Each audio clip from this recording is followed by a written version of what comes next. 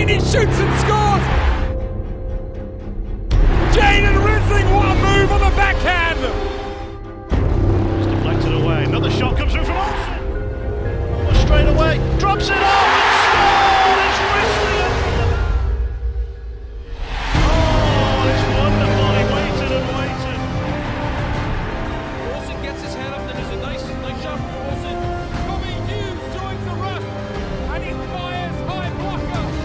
And eventually it rolls out, and the play is finished off. It looks like he's going to get his glove on it right now.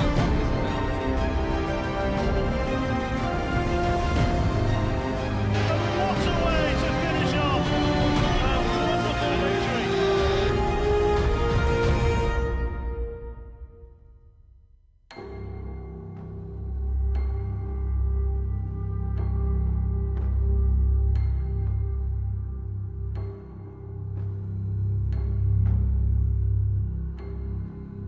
Welcome to Saturday Night Showdown, brought to you by Lucas, trusted for over 140 years. We're live, free and global, only on Panthers TV with the GMB, and you are in for a great night of hockey entertainment. It's the Panthers against the Steelers. Stan Green alongside me, counting down two face-off. These two sides have met, as they do so often, and the Steelers have been on top recently.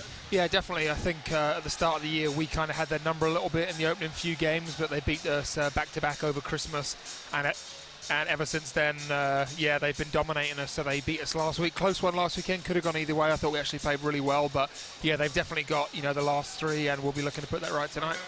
Both sides come into the game on the back of Elite League wins anyway. The Panthers, of course, knocked out of the Challenge Cup in the week, but Elite League wins against good sides. Yeah, definitely. Obviously, us beating Belfast was massive. Overtime, we'll take wins anywhere we can, especially against a team that's fighting for the league title, so that was huge for us. And the Steelers lately have been really good. They had a bit of a sticky patch around Christmas. They made the coaching change, and ever since then they've just kind of slowly been chipping away, and it looks like climbing up the league standings, and they're nipping at our heels. So we'll be looking to keep them down a little bit, and they're obviously trying to finish as high as they can for the playoffs.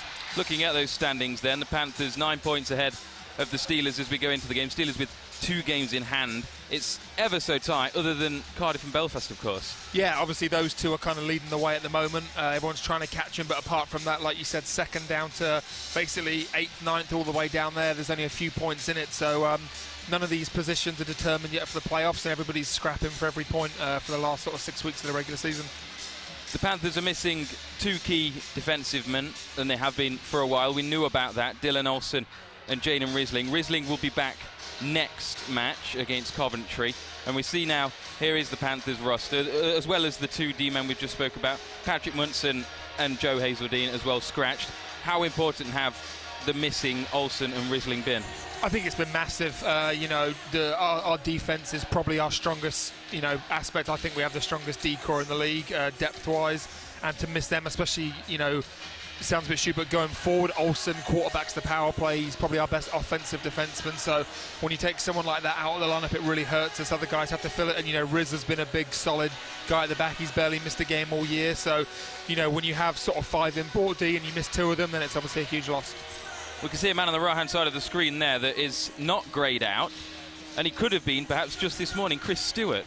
Yeah, he's been battling a bit of an illness, I think, the last few days. I don't know the exact details, but yeah, he came in the morning of the Guildford game not feeling great. Obviously didn't make the game, and then it got a little bit more serious, I think, and he was really ill for a couple of days. But he's kind of got off his deathbed, as it were, and he's here tonight to battle with the boys. That just shows the kind of guy he is. He doesn't want to miss a minute more than he has to. We'll see how fit and healthy he is once the game starts, but he's back, and he's pulling on the rope for the boys, so it's great to have him back. Looking at those in orange tonight then, the visitors, the Steelers. 2 scratches for them, Mark Matheson, who is an important player, as well as Tanner Eberle.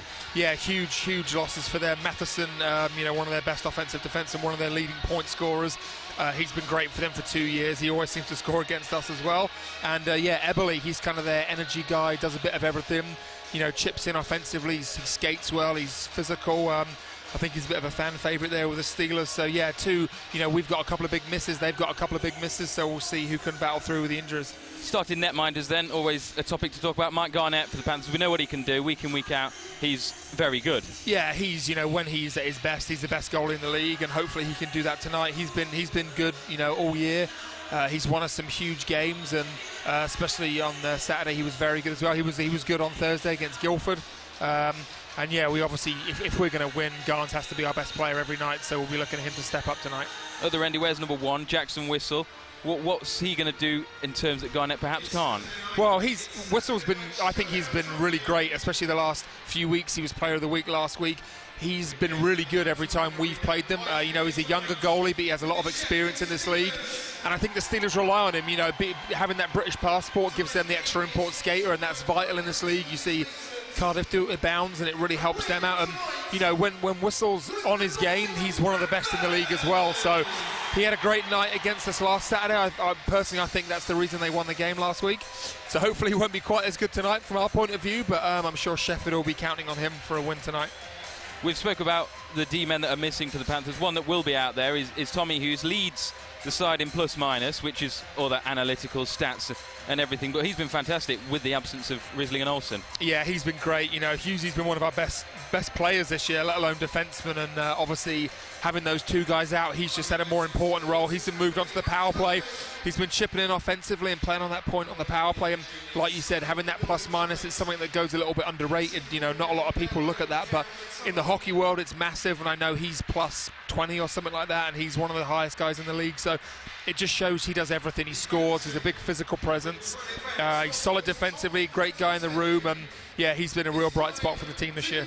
We saw that massive hit a couple of weeks ago down in front of us on Kendall McFall, and he can bring that to the game. We spoke about how the Panthers play better when they play more aggressively. Yeah, we talk about that. I think when we're on the edge and we're physical and we're a bit mean, it always turns in our favour, and Hughes is one of the guys that does that. He never goes too far, but he's in your face, he's physical. The thing with him is he skates so well and he's big, so he's not a hindrance back there when he's hitting guys. He's mobile, and he's had a couple of big hits lately, and he's been turning the momentum for us.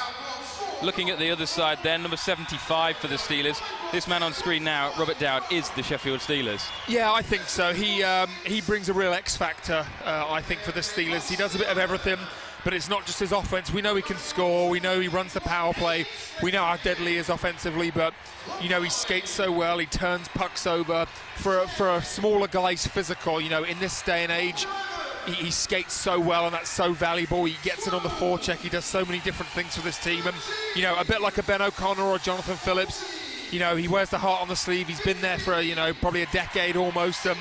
Kind of as he goes, the rest of the team goes. So yeah, he's a massive cog for them in the wheel, and it'll be great for them having him back. And he's just coming back from an injury. Will that play any effect in tonight's game, do you think? I don't think so, really. I mean, Dowdy's always in top shape. I'm sure he wouldn't be back if he wasn't ready to be back. And yeah, he'll be flying, he'll be shooting the puck, he'll be skating around hard, and yeah, that's a real boost for him, and they're lucky to have a guy like him on their team. See Paul's out in the middle there. The Steelers are out on the arc. We're waiting for the Nottingham Panthers. Brought to you Saturday Showdown by Lucas, trusted for over 140 years. The Panthers and Steelers games, Dan, you've played in many. What are they like?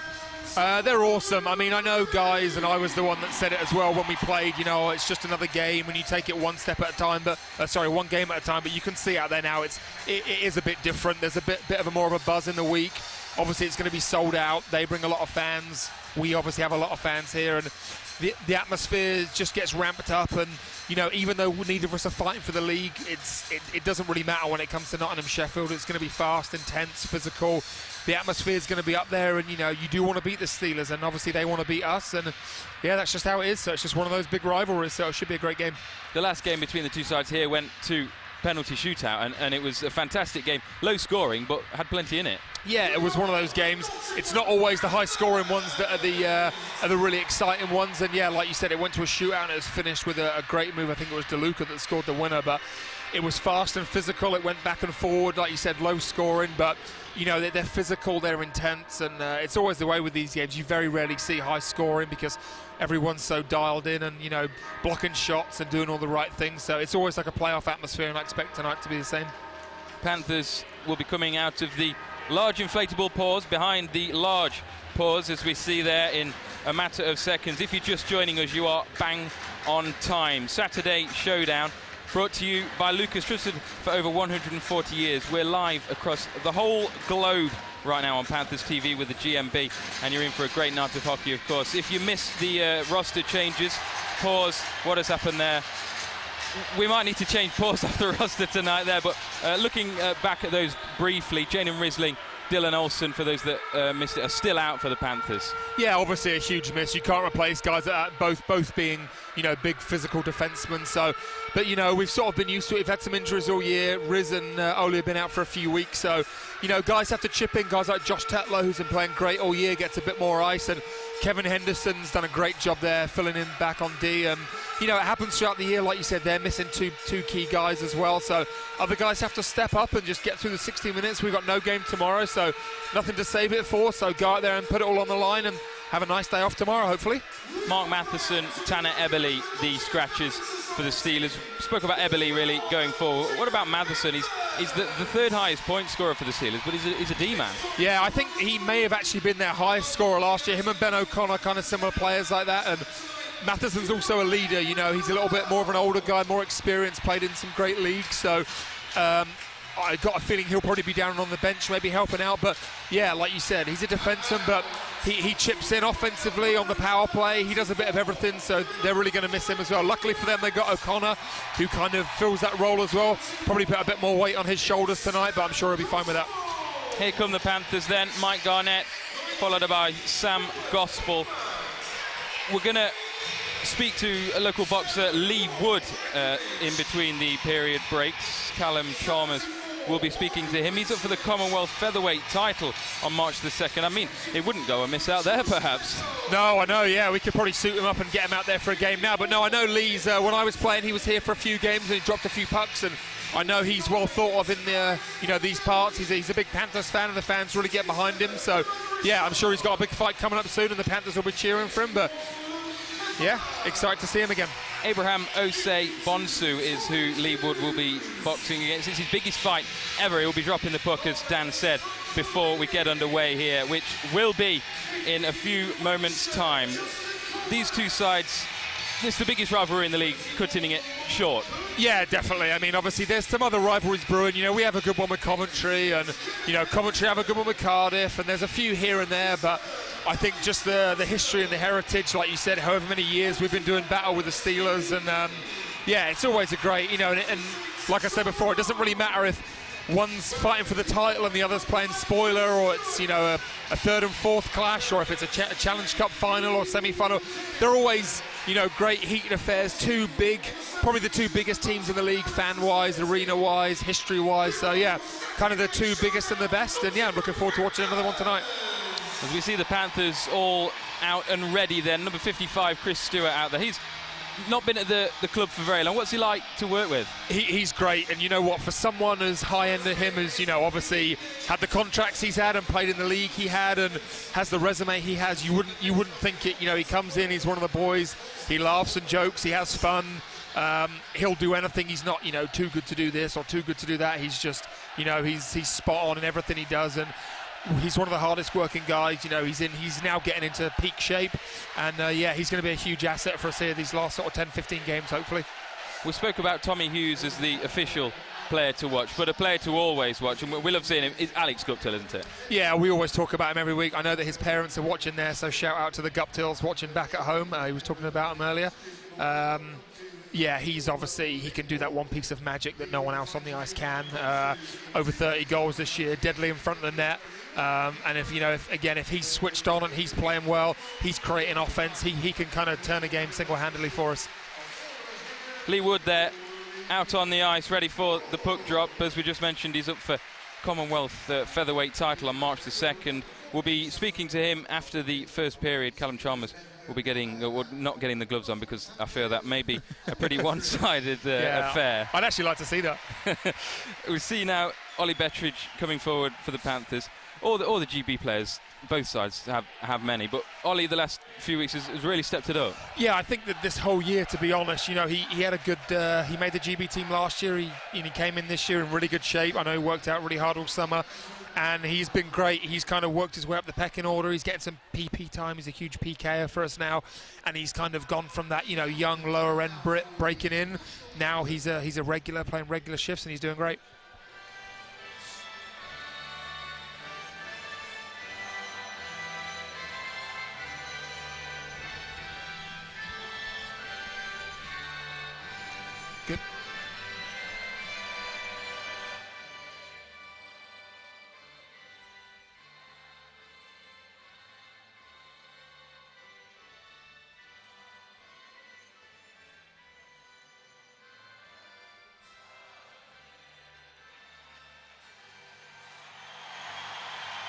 Listen to that noise. Sold out arena for the Nottingham Panthers against the Sheffield Steelers. Face-off will be with us very shortly indeed. You're watching Saturday Night Showdown. Wherever you are in the world, brought to you by Lucas. Panthers and Steelers getting in the final warm-ups. What will happen at this time in the game, Dan? Not too much really. Guys know what they're doing, who the starting lineup is. They just have one last little chat there around the net, kind of G each other up a little bit. Just maybe go over a few key points as sort of bullet points to have a good start. You don't want to be a goal down inside the first shift. You don't want to take a penalty in the first shift. You don't want to, Garns have to make 3 saves in the first shift. Start well, start on time, maybe get a couple of hits in. Obviously, you want to get this crowd on side straight away, and then, hopefully leads to good things. So I'm sure Sheffield will be saying the same things. A little bit different for them, obviously not being at home.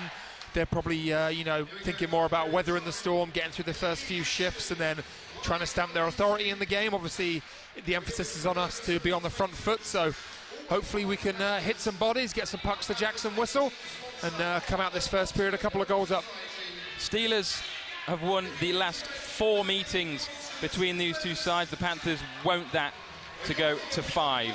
As we see the starting players for both sides out there now. Queen over the tannoy never does any harm, and we're almost ready for face-off here. Alex Bolduc and John Armstrong. 49 and 90 will get this underway. 60 minutes of hockey. It's the Nottingham Panthers against the Sheffield Steelers.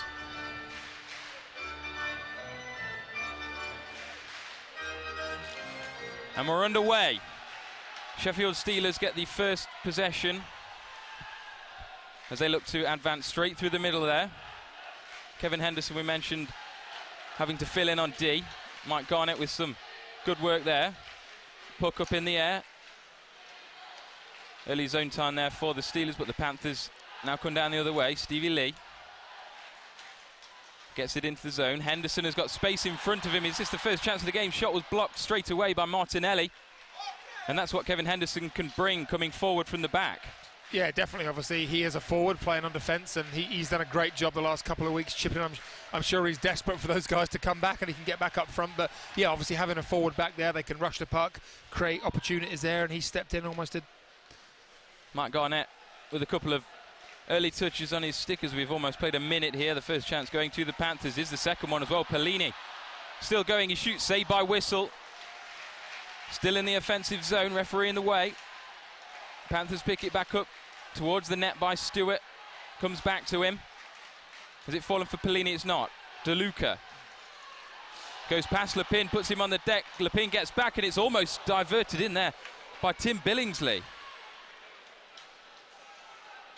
Zone time again for the Steelers. Cut back in and then Stewart is there.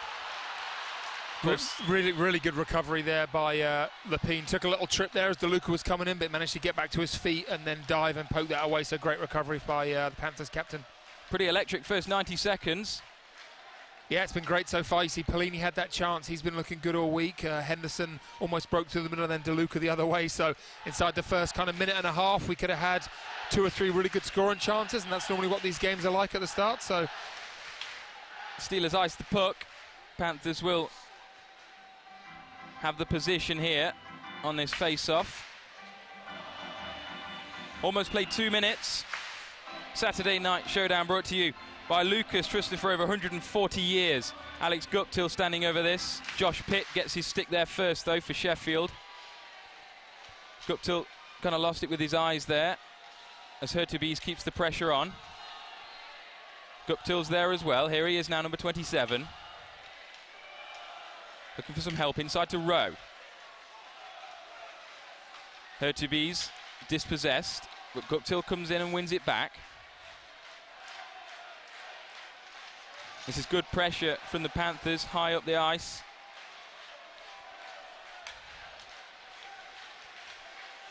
Forwarded from the neutral zone. Guptill's one-on-one with Whistle here. Shoots, good save by Jackson Whistle. Yeah, huge save there by Jackson Whistle. I was just going to say, great shift by the Panthers, what I've been talking about all week. Keeping pucks down, not throwing them away, keeping them in the corners, wearing them down. And then Guptill there, we spoke about him before. He's the guy you want. He comes in here, Guptill looking to go high glove. Nice save there by Jackson Whistle. He snags out, but great to see Guptill getting a big chance there so early, and the Steelers will be thanking Whistle. Straight off the face-off, Pither won it. Shot was from Lee. Went wide, Lakovic. Henderson throws it forward. Justin Kovacs. We've seen him work so well with Guptill this season.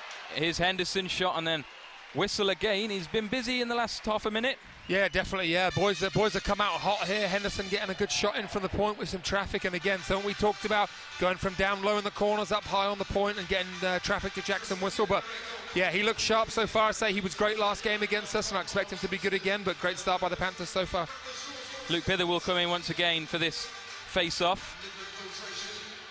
Josh Pitt for the Steelers. He gets his stick to it once more. Mike Garnett staying alert down the other end of the ice. Not really seen him for the last couple of minutes or so as the Panthers reset here with Henderson and Lee. Lee throws it forward. Kovacs off the boards, looking for any touch on that. It's still alive. No, it's not.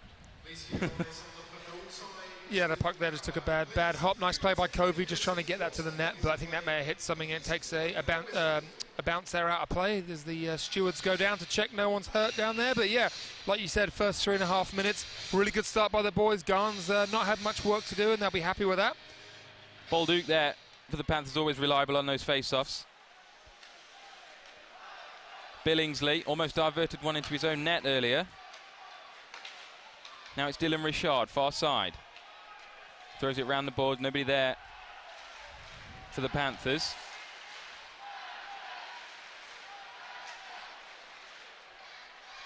Down low, looking for Bettridge, and Richard there as well, 67. Tried to cut it back for Bettridge. Steelers turn it over. Panthers give it straight back. 92 is the Swede Jonas Westerling. Owens is forced off it. Westerling and Johnson. A little bit scrappy down there, and the Panthers will now try and come forward. Billingsley throws it forward around the boards. Whistle is out, can't really get much on it. Farmer and Stewart.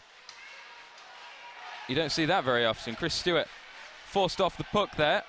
Yeah, I know Ryan Martinelli's another big body as well, so probably two of the biggest guys on the ice going to it. Maybe Stewie's not quite 100%. I'm not sure how much he's eaten or how much fluids he has in his body, but he's got the gear on, he's doing his best, and hopefully he can maybe bang one in here and give us a lead. There he was there, get it to Farmer. There's another big dude there, Josh Tetlow. As the Steelers reset and will come forward once more. We've played almost 5 minutes. A stick on that, so we'll stay alive with Lee and Rowe. Got that low gravity.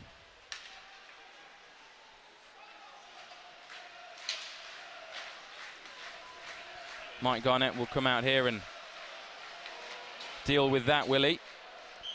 As we get a whistle, and the puck is off the ice. It's 2 or 3 times Garnett's had to come out already for the puck. Yeah, he's really good at that. He's not one of these guys that comes out and fires it high and fires it all the way down the ice, but he's really smart with it. You know, he knows where to spot pucks, and just like then, you know, he could have swung wildly. He stops it, the forward goes by him, he slows it down, then he tries to wrap it. Obviously took a bad bounce then and went out of play, but he's really composed with the puck and he always makes smart decisions. There's Martinelli towards the net wide, still alive for the Steelers. Wrap around and they've scored. It's the opener.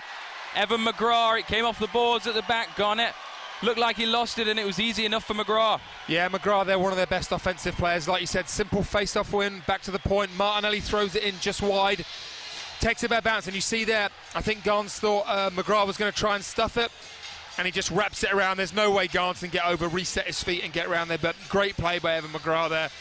Very veteran play. You know, he sees that Garnett's slightly out of his net there and kind of trapped on that post. He picks it up on his backhand, wraps it around, and that's in. And, you know, like we said, with the Steelers' game plan, they're happy to come in, play solid defensively, and then when they get their offensive chances or maybe power plays, they'll look to take them. So, yeah, McGrath's been a bit of a thorn in our side, and, yeah, he comes up with another big one there. Saturday night showdown brought to you by Lucas, trusted for 140 years We've got a first goal. Will we have our second here? Tim Billingsley. Now Lakovic drops it back to his captain. Yeah, just a tiny bit outside there. Lepi couldn't quite keep it in zone. Nice play by Lacko to look for the late guy, but yeah, just a little bit wider Lepi. But no, hopefully the boys can bounce back here. They've started well. Sometimes that happens, you know, teams soak up the pressure and catch you the other way, so plenty of time left. Boys are looking good so far. Yeah, I mean, nothing Garns could, as we were just talking about there, nothing he could do on that one. You know, a sort of lesser player might have just tried to stuff that in, but McGrath takes his time, sees that he's a bit out of position and wraps it around. Nice goal. Hughes loses his footing there, and there's another chance here for the Steelers. Good defensive work by Dylan Richard, getting his body and stick in the way towards the net wide. Pitt was in front of Garnett. Here he is, 46. Towards the net once more, and it's almost redirected in there. Completely took all the sting off it, and Garnett had gone for the first shot. Yeah, Ben O'Connor there, one of the best offensive D-man in the league back here on the point. He's throwing pucks in, and I think it was Neely there with the tip and just wide. But it looks like the Steelers have picked up a penalty here, which is probably not what they wanted when they had all the offense and they had us running around in our own zone. But he's going to get the interference penalty, and now the Panthers with a great chance, obviously, to get this one back straight away. Panthers perhaps been on top so far, but they trail. Tomzanowski, new recruit really for the Steelers, will sit for a couple of minutes. But yeah, really good shift there by the Panthers. You just saw Neely taking it to the puck on his backhand, using good puck protection there, and then he almost got the tip in front. So since that goal, the Steelers had another couple of chances, so hopefully Panthers can bear down here and get on. 10 seconds have gone of this power play. Shot comes in there, first one really from Pither, and Whistle swallows it up once more. Yeah, great play there by Kovacs. That's a bit of a set play from the Panthers there on the power play, and Pither pinching in from the point. Kovacs, one of the best passers in the league, he finds him, and good shot there by Pither, but Jackson Whistle, big body, taking that away, but good start here for the Panthers. 13 seconds off that penalty clock, still 1 minute and 47. Panthers in good position, have already got that shot away. Pither wins off the face-off is Stewart. It's got Pither and then Hughes once more over this way. Here he is, Panthers 52, and then Kovacs down low. Rowe drops it back to Pither, gets it back. 1:30 of this power play left. First one shot from Hughes, saved again by Whistle. Good work so far from the Panthers, already had a couple of shots, but Whistle level to them. Chris Stewart, John Rowe, again Whistle has it. Yeah, really good power play from the boys there. Couple of good chances. We're talking about the one to watch before the game. Tommy Hughes with the big point shot, Pither with that chance, and then Johnny Rowe walks out the corner. And you know, sometimes it's not always about trying to score in the first 10 seconds. You know, you might try a play, if it doesn't work, every second you're wearing them down. You know, you've got the full 2 minutes, to try and score, and that's what the boys did then. But yeah, Whistle with a couple of big saves. Panthers still with 1 minute and 6 of this advantage. Pellini, Farmer, Billingsley. Shot from Hurtubise, it's still alive, and then Jackson Whistle jumps on it once more. 57 seconds. Panthers are getting plenty of shots away. Yeah, definitely. I think that's the thing we've talked about as well. Previously, we were trying to, a bit too fancy and play it around and look for that perfect backdoor goal, but that's not the way to do it. A couple of passes, get a shot, get to the rebound first if there is one, and set it up again. And yeah, exactly. Billingsley and Hurtubise playing catch there, and Hurts with a nice shot. But yeah, Whistle equal to everyone so far, but still half the power play remaining. Guptill wins the face-off, and the Panthers will stay in the offensive zone, although perhaps not now, as the Steelers come forward. Got the odd man here. Josh Pitt puts it across, and Jordan Owens can't get his stick on it. Panthers have 41 seconds on the power play. Guptill comes in and wins it back. Now Panthers can motor here. League's leading scorer, Alex Guptill, almost finds Farmer. An inch away from the end of his stick there. Pellini, as Pitt overcommits. 27 seconds. Guptill. Will he try and find Pellini? No, he goes round. Last 20 seconds of the power play. Here is Brett Pellini now. Scored the winner against Belfast in the last Elite League game for the Panthers. Shot there, good save by Whistle. Puck still alive. Steelers are scratching to get it away. Final 5 seconds. As the crowd get behind the Panthers. And it's gone in! Not the most aesthetic goal the Panthers will ever score, or Mark Hurtubise, but it counts exactly the same as Evan McGrath's did, 1-1. Yeah, great power play by the boys. Robert Farmer had a great day there right before, and Whistle made a great save. Big block there, and I think it just bounces all the way in. Yeah, unfortunate for Whistle and Davy Phillips. Hurtubise shoots that one. Davy Phillips does a great job doing what you want him to do. He gets down and blocks it, and it just takes a bad bounce and beats Whistle. And that looked like about the only way they were going to beat Whistle on this power play. So the boys will take it, and you know what? When you shoot pucks, good things happen. They're 1 for 1 on the power play, and they're back level. So being a netminder, you've made 4 saves in a power play, and then that happens to you. How do you feel? Yeah, it's a bit annoying. I mean, obviously, it looks like Whistle's kind of in a bit of a groove. He looks good so far, so I'm sure he'll just dust that one off to a bit of bad luck. But, yeah, obviously, when you're making those saves and something like that happens, it's not ideal. But, obviously, Davy Phillips doing all the right things, just a bit unfortunate for him. Saturday Night Showdown brought to you by Lucas. Trusted for over 140 years. We're leveled back up. Panthers 1, Steelers 1, wherever you're watching across the globe. 11-11 left of this first period, then with the score tied at 1-1 for any superstitious people out there. There's plenty of ones on the screen. Alex Bolduc will probably go in for this face-off as he's on the ice. He's so reliable in those situations, isn't he? Yeah, he's the guy. This line especially is a really good shutdown line, you know, fast, physical, really good defensively, and it's a line you can put out against any league in the, you know, any team, anyone else, and they're going to do a great job. So we are the Panthers in possession then. Good start to this game. 2 biggest rivals in the Elite League. It's fallen in front for McGrath there. Came off Garnett's post from down low. DeLuca back down low. Evan McGrath looking the other way for DeLuca, who wasn't exactly where he needed to be. Stevie Lee throws it forward. Allows for 2 or 3 changes for the Panthers, or perhaps 4. Steelers coming once more, but Gila Pin off the bench in perfect time.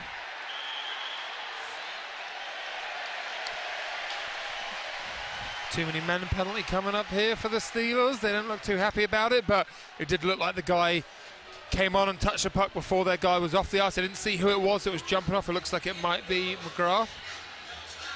Or DeLuca here is heading to the box, perhaps. I think they were the 2 exchanging. Whoever it is, it's 2 dangerous players that will be, well, one of them off the ice. Obviously now we see it's DeLuca. Scored that winning penalty shootout here the last time the 2 sides met. Panthers with pretty much back-to-back power plays here. Yeah, huge for them, obviously. You know, you really get power plays are a funny thing. If you're not scoring on them, you almost don't want them. They, you know, it gives you bad momentum, but when they are clicking, it can really turn a game. And now, obviously, the boys have confidence high, especially this other unit that will be coming on in a second unless they score here. Can they go 2 for 2? We've had 10 seconds. Tommy Hughes is 52 for the Nottingham Panthers. There's 15 Justin Kovacs assessing his options. Now John Rowe. 138, 137.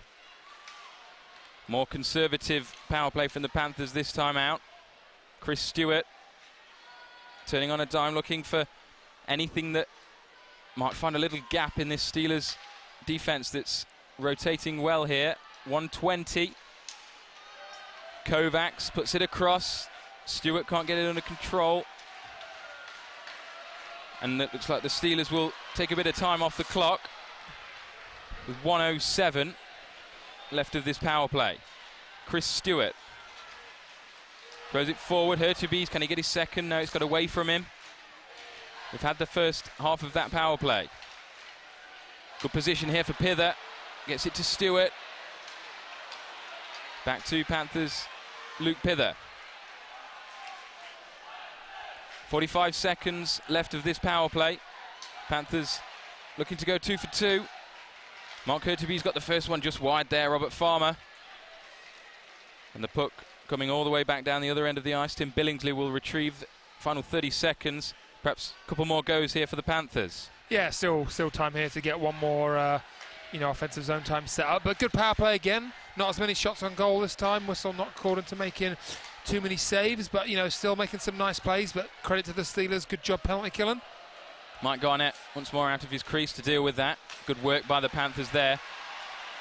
9 seconds. Guptill tries to throw one forwards. Pellini.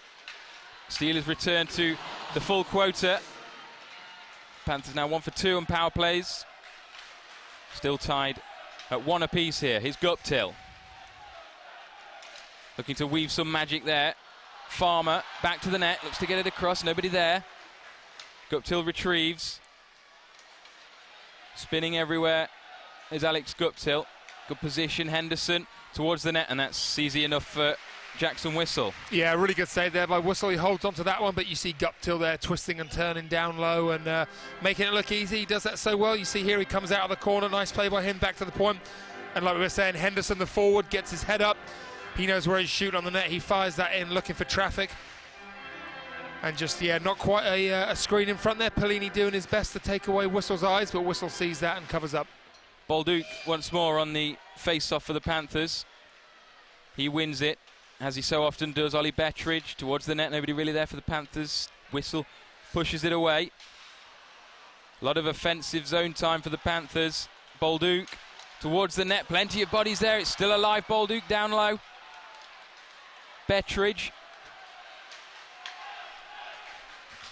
Stevie Lee gets it across. Henderson in that same position that we just saw. Bolduc hits the deck and the Steelers come forward down this near side. Kieran Brown shoots. Good save by Mike Garnett. Excellent save by Mike Garnett. Yeah, Garnett flashes the leather there, and the boys having a good shift, but the puck gets turned over and almost a 3-on-1 the other way. As you see Brown coming down the wing here, he's got Westerling with him. But great defensive job here. You see Stevie Lee getting back and taking that lane out, and young Kieran Brown just thinks, why not shoot it? Might as well get it on net. And Garnett there with a nice save. He had a Whistle coming in for the rebound, but no rebound there from Garn, so great play all round. Luke Pither digs that out for the Panthers. Now Lakovic. In a dangerous position here. Luke Pither with some calm work there and gets it forward. Kovacs into the offensive zone. Space here. Rob Lakovic shot by Whistle. It's still alive. Couldn't keep hold of it. Now Pitt, leading scorer for the Steelers, turns it over. Lakovic. Good shift from him this time around. Shot again. It's still alive. It's dropped out. Can Lakovic poke it in? He can't. I don't know how Jackson Whistle saved that. I was expecting the net to bulge. Great shot by Pither. The rebound's right there for Rob Lakovic. We're going to watch this again here. Pither, great job again. Like we said, there's no such thing as a bad shot. The puck squirms free. In comes Lacko here. Empty net. And Whistle dives and makes the save of the season, in my opinion, from what I've seen. Garns made a save like that against Cardiff last time we were on here. And Jackson Whistle has just made an unbelievable glove save. Lacko with basically a full empty net, and like we said, Whistle's looked good this game, and he makes another huge save there, but great play by Pither to get that puck on net. Keeps it tied at 1-1. That Mike Garnett save a couple of weeks ago was pretty special, however, and the Steelers are coming forward. Less than 7 minutes to go of this first period. It's been an excellent one. Saturday night showdown. Brought to you by Lucas. Here's Phillips. Shot saved. It's still there, though. Bouncing around in front. Garnett with another save. Both goalies showing why they're so highly rated in the last minute or so. Chris Stewart. Pellini. Dispossessed. Stewart will hold off Phillips. William Farmer might get there. He'll certainly battle for it. Yeah, a couple of big saves there by Garns as well. 2 big kick saves, and you see the Steelers here just slowing the play down. I think that's kind of how they're going to try and play it. As Ben O'Connor turns one over there. Turns it straight to Alex Guptill, and it's saved again by Jackson Whistle. 2 1-on-1s for Alex Guptill. You'd put your house on him more times than not, and Whistle is clearly in an excellent mood tonight. Yeah, he's in the zone at the moment. You see O'Connor comes out there. Great play by John Rowe here. You see him back pressuring there, causing the turnover. And then Herchebis and Guppy there are sniffing around, and Guptill, like you said, he's the guy you want. He gets another clean shot in there. But again, Whistle, top of the crease, he makes a huge save. And yeah, I mean, at the moment, Whistle's kind of keeping him in there. So Steelers win possession off the face-off. Dowd gets it forward to Owens. Looks to switch the play, but Guptill got his stick on it. Garnett once more retrieves. Forward there, and then down this right-hand side was Rowe. He couldn't get his stick to it. There's big Ryan Martinelli. Long hair, long beard. Turns it over, though. Guptill. You don't want to give him many more sighters. Crowd want a whistle on that. They're not going to get one. And now the Steelers attack again. Use this left-hand side. It's Armstrong. Good work from Ollie Bettridge. McFadden round the boards. Out the reach of Owens. Richard prods it forward for Bettridge, who gets it further once more.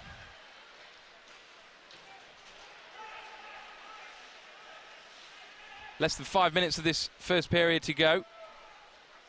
Billingsley throws it forward.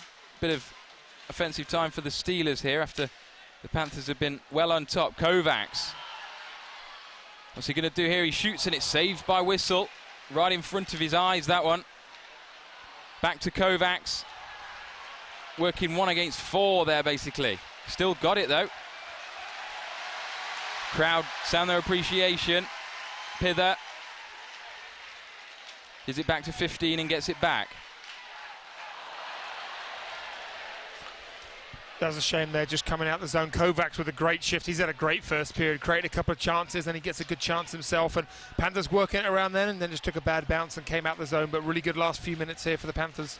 Evan McGrath, Mark Hurtubise have got our goals tonight on Saturday Night Showdown, if you missed them.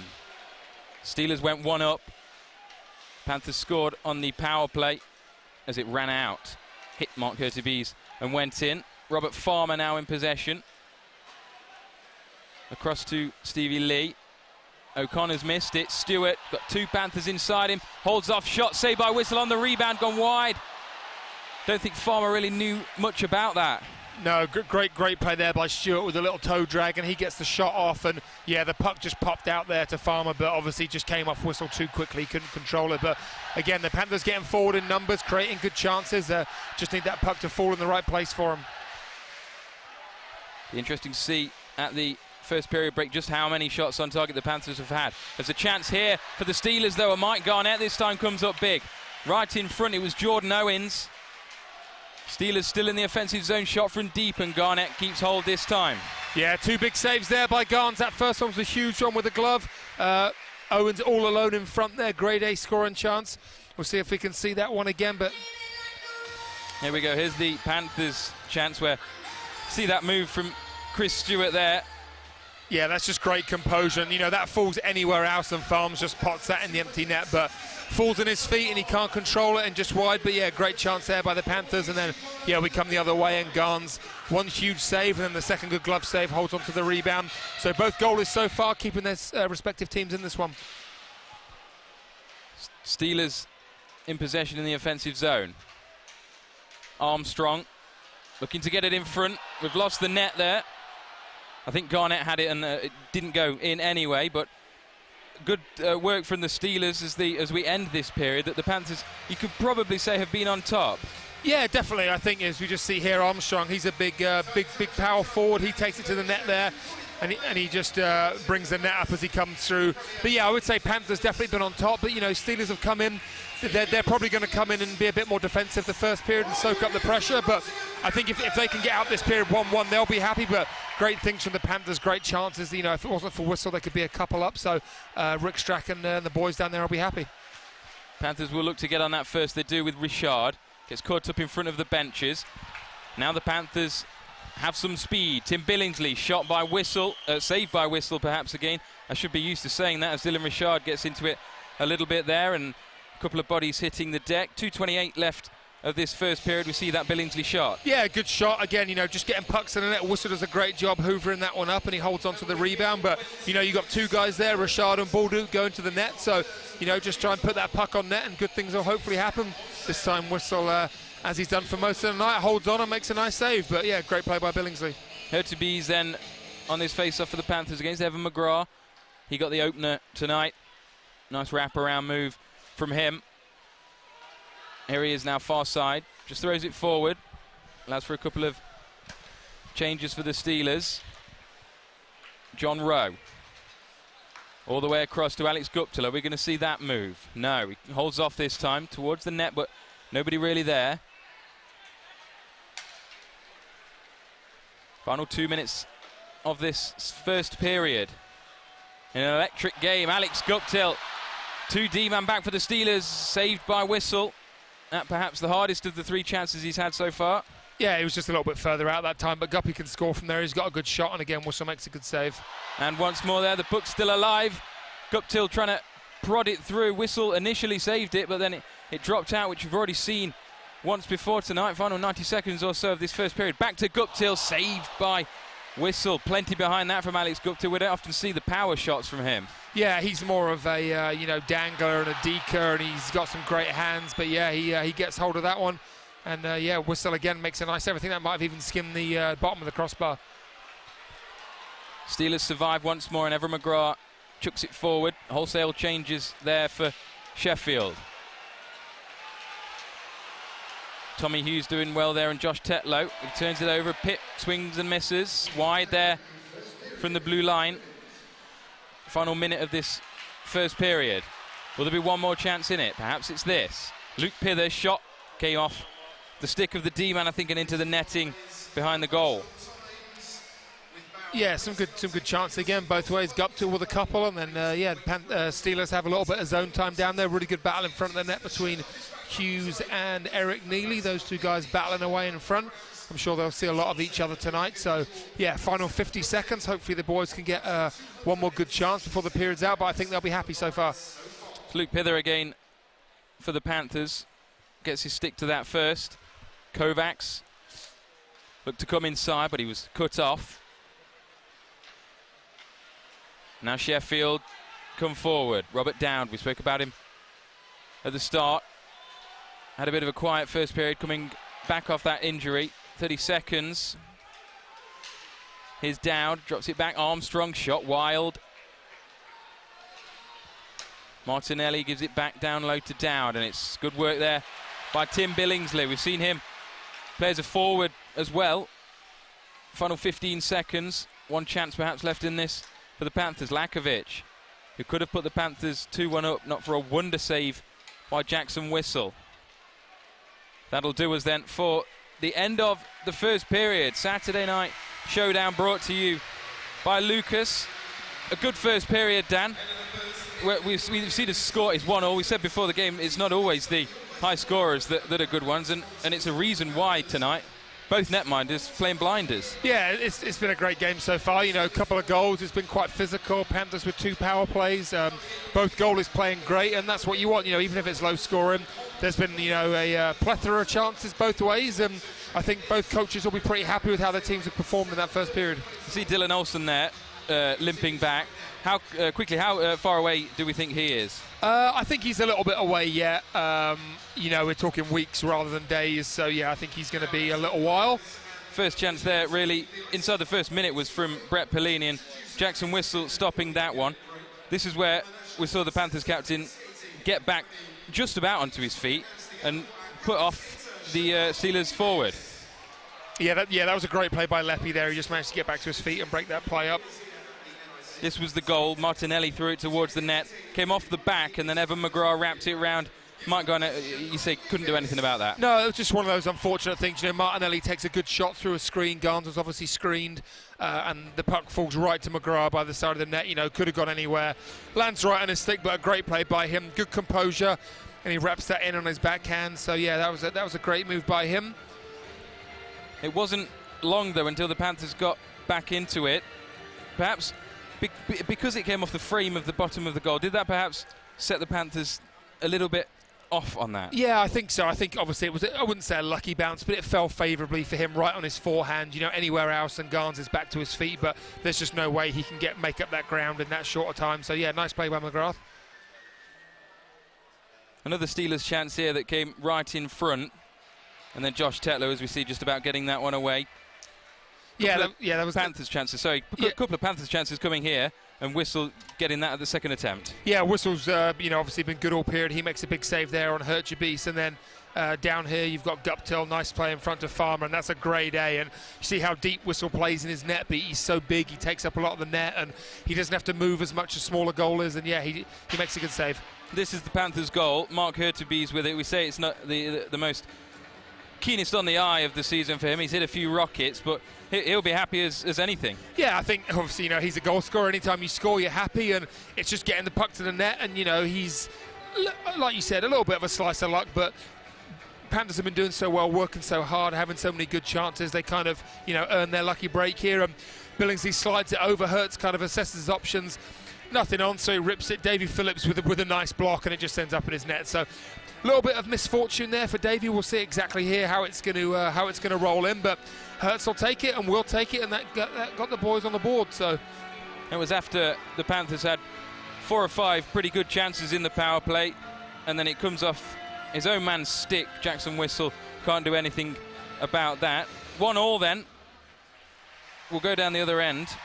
This time it's Sheffield coming forward. Kieran Brown, you said during the first period he had a couple of men over, but he just decided to go for the shot. Yeah, I think he had, he's a young guy. I don't think he wants to overcomplicate it and risk turning a puck over. And that you can see that Ollie and Stevie are getting in there on the back check, so he just puts his heads down and rips it at net and see what happens. Have a look at this. No words needed. We'll have another look. Jackson Whistle with the reactions of, something that reacts really, really quickly. Yeah, it was incredible. It's there. Lacko's got the whole net. The D-man does a good job just holding him up, but Whistle spots it and it's just instinct. He just throws himself down, but to get his glove down and to be able to hold on to it was, it was an incredible save. And the best one we've seen in a long time. So, yeah, fair play to him. Nice save there. And then a few moments later, we came down the other end, Sheffield. Garnett makes the first save, and then another one. Yeah, he makes a good save. Good shot there from Davy Phillips. We talk about getting pucks to the net. He makes a nice save, and the rebound's there, but Garns just kicks that one out. You can tell that man played in the NHL as recently as last season. Chris Stewart. Yeah, he makes a great move there. He just pulls up, doesn't force the shot, bides his time. Great save there again by Whistle. The puck almost fell to Robert Farmer, but just wouldn't land on his stick. But great play by Stewie, and considering he's obviously been bedridden for a few days, he looks good this first period. Now, we didn't see a replay of this earlier because we saw that Stewart one, but it was an excellent save by Garnett after some nice work in front. Yeah, great save. More importantly, because DeLuca has a couple of seconds. It's not rushed. He gets Garnett down. He manages to bring it all the way across the net, but Garns keeps with him, and he makes a huge glove save. Alex Guptill's had 2 or 3 chances in the first period. You fancy him to notch tonight if they keep going like that? Yeah, I think so. He's obviously the our guy offensively we look to get the guys going and get those important goals. He's had probably 2 or 3 grade A's tonight, and if that continues, there's just no way they'll keep him off the score sheet all night. Evan McGrath opened the scoring for the Steelers. Mark Hurtubise bringing it back to 1-1. Now, we hope you enjoyed that first period. Tonight's Saturday night showdown brought to you by Lucas, trusted for over 140 years. Don't go anywhere, though, as we've got some pretty great content to enjoy whilst the players enjoy their well-earned rest as we just see those highlights from the first period. Callum Chalmers will shortly be speaking to local boxer, as we alluded to before. A lifelong Panthers fan, Lee Wood, to discuss his upcoming title fight. But first, the Panthers grabbed a huge win against the Giants last Sunday, winning in overtime. Brett Pellini with the winner. They were trailing in the third, but a fantastic goal from Ollie Bettridge got it back to 2 each. Daniel Kerry met Ollie and his line mate Dylan Richard to discuss the play leading up to the goal. So join us now as we break it down with the Panthers. Welcome to Panthers TV with the GMB, and we're here breaking down Ollie's game-tying goal against Belfast. We're here with Dylan Richard and the man himself, Ollie Bettridge, and now he's going to run through the play so you can have a watch back of it. Approaching 4 minutes played, final period. All right, well, I gave him a little boost there, a little speed for Ollie get on the forecheck. I gave him a little push. Yeah, a little stick right in the pants. Four loses his stick. I never realised he got a different stick. Yeah, I had no idea. Oh, yeah.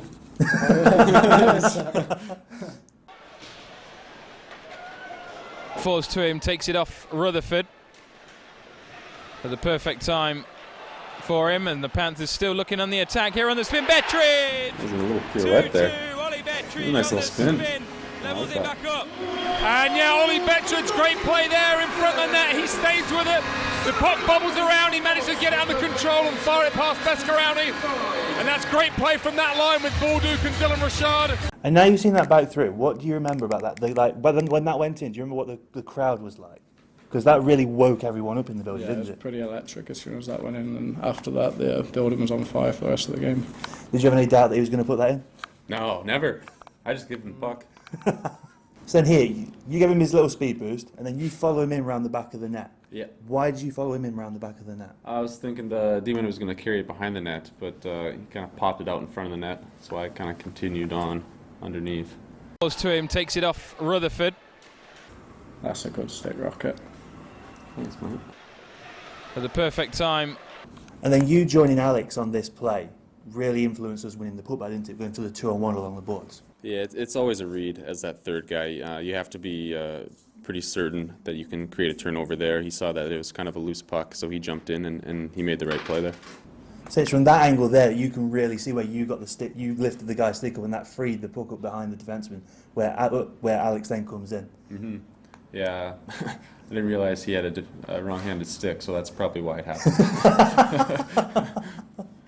At the perfect time for him, and the Panthers. You three guys have played together for so long, you kind of know where each other are Yeah, all the time, you don't kind you? of just read off each other now.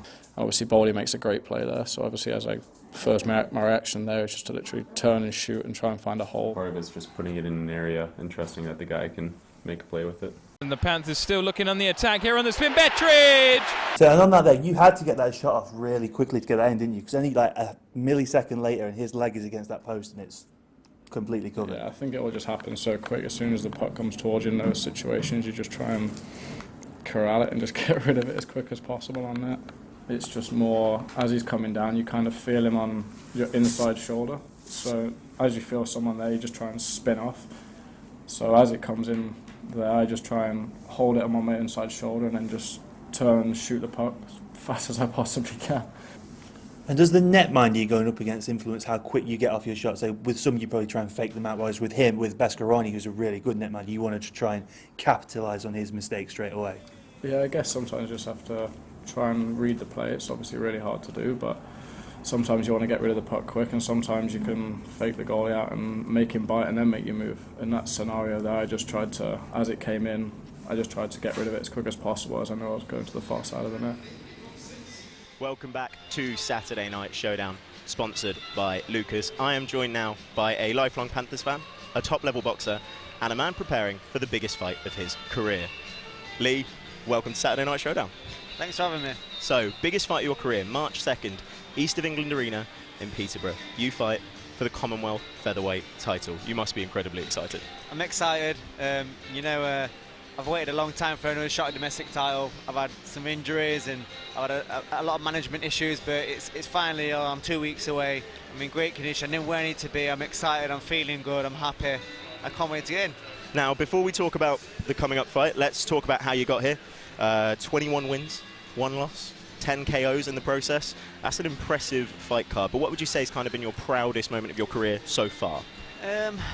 I won the Midlands area title, but I think the win over Josh Ware was the sweetest because obviously he got a draw with the kid that beat me, and I got a draw with him after that. I beat him after that draw, so I think that was the sweetest victory for me. And I did the rounds, what everyone says I was sceptical about doing, and I breezed it, and I won nearly every round. So got to be the sweetest victory for me.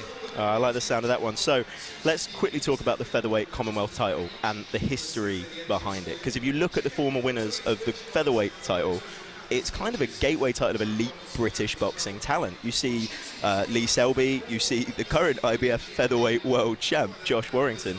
That would be some great company to be in, wouldn't it? Yeah, they got those guys, and obviously my friend who just vacated it, Jordan Gale as well. Some great names have won it over the years, not just at featherweight but other weights. Carl Froch from this city won the Commonwealth. Carl Frampton won the Commonwealth.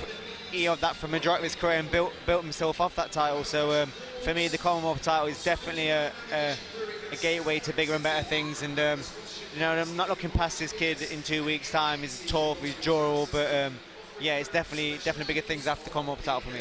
Now, before this fight got announced, it was announced that you changed camp and you moved to new management under Dave Coldwell. Why was that? Basically, I was sat around in the Ingle gym for a long time, and the management wasn't doing enough for me, really. It was a lot of promises and nothing was coming off, and not only was I getting frustrated, but all my fans were getting frustrated. I'd be in the gym a whole year, training twice a day, week in, week out, and nothing was happening. And I was seeing boxing, you don't fight, don't get paid, but the Ingle gym's great for training. It really is one of the best places to be in the world, but management-wise, it just wasn't happening for me, so I had to leave.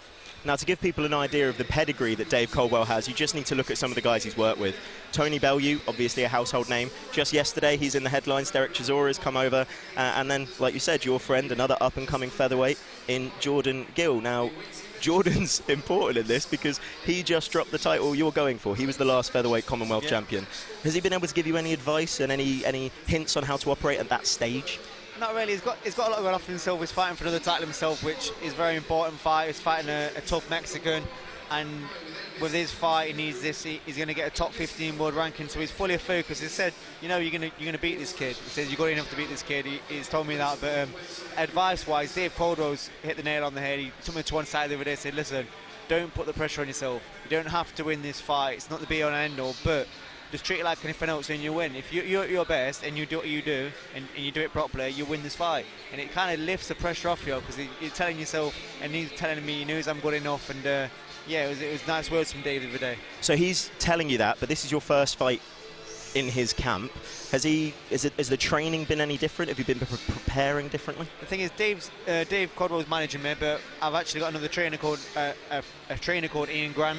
He used to be alongside me, alongside the Inglewood gym for probably 12 to 13 fights. He actually trained me for some of them fights when Dom was away. He's always cornered me alongside Dom as well, so it was a perfect move for me. Instead of getting a new trainer, I've got an old trainer, you know, and he knows me inside out, he knows my system, he knows how I like to train, he knows when to push me, when to hold me back. He's doing a fantastic job, so yeah, you'll see a lot more of Ian Grant in the future, but first fight back, first fight on his own with me, and watch out. Now, obviously, you're not stopping at Commonwealth title, you're looking further up the ranks, and when you look further up the ranks in the featherweight division right now, you're looking at an incredible array of British talent. The top three of just about every boxing federation. Three of the guys in their top 10 are Brits. You've got Kid Galahad, you've got Lee Selby, and then obviously you've got Carl Frampton and the champ, Josh Warrington.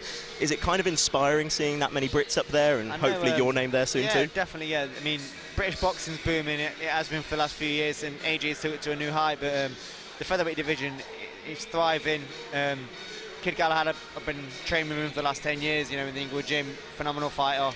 Shared a lot of rounds with him, gained a lot of experience with him. I think Lee Selby's now moved up, but Warrington definitely on the radar. All the kids in the featherweight division on the radar, apart from obviously my friend Jordan Gill, so we might end up like the Charlo brothers and sharing belts, but yeah, it's a thriving division, even domestically at the minute, because I don't want to win this Commonwealth and jump to world level. I want to win that British title, and I'm not sure what moves Jordan's going to make yet. Could go European route, could go world title route, could come back to British route. I'll go the opposite way. We'll look at where we're both heading, and our courses won't meet, but we'll be alongside each other. And yeah, definitely a domestic title like the British I'd like to win after the Commonwealth, but one step at a time. Yeah. Now, the most important thing is looking towards your next opponent. Abraham Osei Bonzu. You take him on for the Commonwealth title just 2 weeks' time, and he's got an impressive fight record of his own, but his first fight outside of Africa and only his second fight outside of Ghana, so you must be hoping for a big home crowd support. I'm hoping for that home crowd advantage, yeah. You know, I've looked at a lot of him. He's not boxed at featherweight before, but he's always made super featherweight comfortably, and he's coming in at like 9-1, which is only a pound off featherweight, so it will be making the way easy, but it will be physically strong, it will be big. His style, how he fights, is quite bullyish. He comes forward, he swings quite wildly, but he rolls out the way, and you know, he's going to be a pressure fighter, so he's going to be in my face, and I'm expecting to go 12 rounds, so I can't put too much into it. I've got to pace myself well, but all being well, if I do my job right and I'm concentrated and I box as well as I can box, it's going to be a good night, and it's going to be a Commonwealth title win for myself. Oh, well, Lee, on behalf of everybody on Saturday Night Showdown, on the entire Panthers Nation, good luck for your fight in 2 weeks on Sky Sports, 2nd of March, East of England Arena in Peterborough, featherweight Commonwealth title. Good luck, Lee, and hopefully next time we see you here, it's with gold around your waist. We're winning this game as well. Let's go Panthers. Let's go Panthers. Now, very quickly, this isn't the only interview that's happened down by Motorpoint Arena Ice this week. Patrick Munson has decided that he's quite the intrepid reporter. So we decided after training one day this week, let's give him the mic, let's see what he can do, and we put him out on the ice. Hey fans, how you doing? Patrick Munson, number 60, netminder for the Nottingham Panthers. Today we're going to go around and ask the guys the hard-hitting questions that we all want to know. All right, I'm here with Brett Perlini, star forward, number 9, Nottingham Panthers.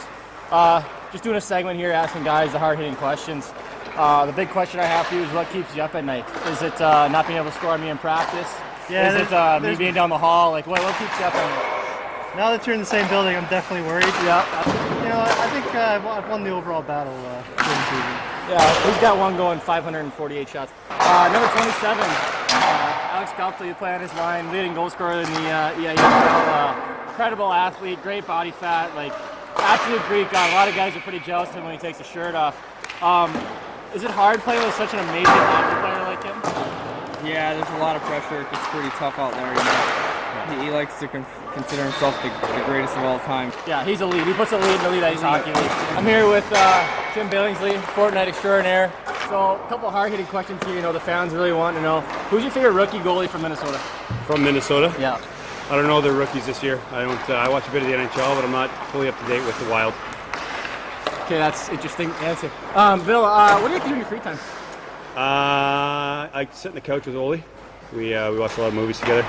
We still have our Christmas tree up, so it kind of sets the mood, and we have a line and hang out. Nice. Any pregame rituals that you do every day before games, before practice? Anything crazy? I've started to read a lot lately. I'm working on the Jurassic Park classic books, so that's sort of what I'm doing right now. Mix them with a little nap and a little pasta, and that's it for me.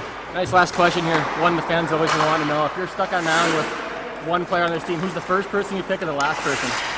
Ooh, thank you. Welcome back to Saturday Night Showdown, brought to you by Lucas. We're getting ready for the second period, and we're almost ready. Panthers 1, Steelers 1. We'll take a look at those shots on goal in the first period, and we expected high numbers, Dan, but 21 for the Panthers. Yeah, I think that's just about the most we've seen this season in a period, I would say. For us, obviously, against a great team like Sheffield is good. Whistle was really good, but you can just see how dominant we were in getting pucks to the net, so hopefully things can continue this way. Steelers start off in the offensive zone this time round. Martinelli is 44. They work it round. Comes in front. Martinelli will pick this up for Sheffield. Comes off a Panthers body there and allows them to break. Roblakovic down the right, shot comes in, and there's another one. Tick that one off to 22 shots on goal. Yeah, that was a good shot there. We talked about Ollie a little bit in the first period. He's flying down the wing. And yeah, head down, not many options, but like we said, good chance to just get the puck to the net. Hope for a rebound. You see him come over the blue line here. Dylan Richard heading to the net, and Ollie just fires that one in. Again, nice save by Whistle. He holds on to that one, but a nice play by Ollie to start the period. Inside the first 40 seconds of this second period. If you've just joined us here, Evan McGrath got the Steelers in front.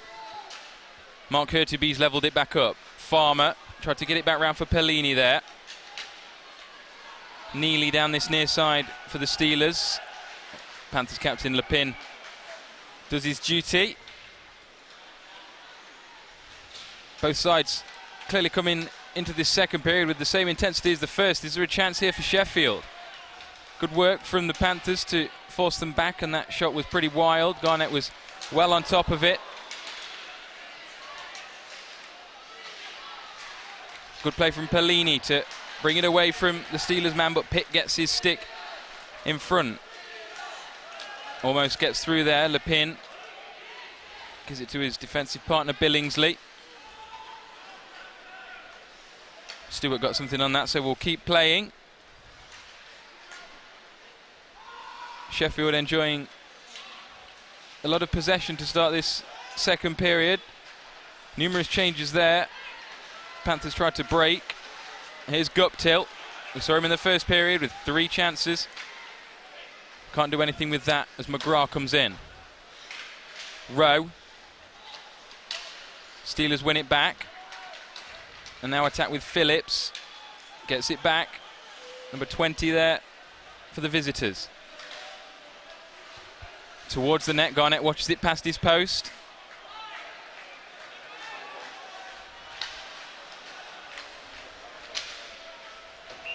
And we lose the puck there into the Steelers bench.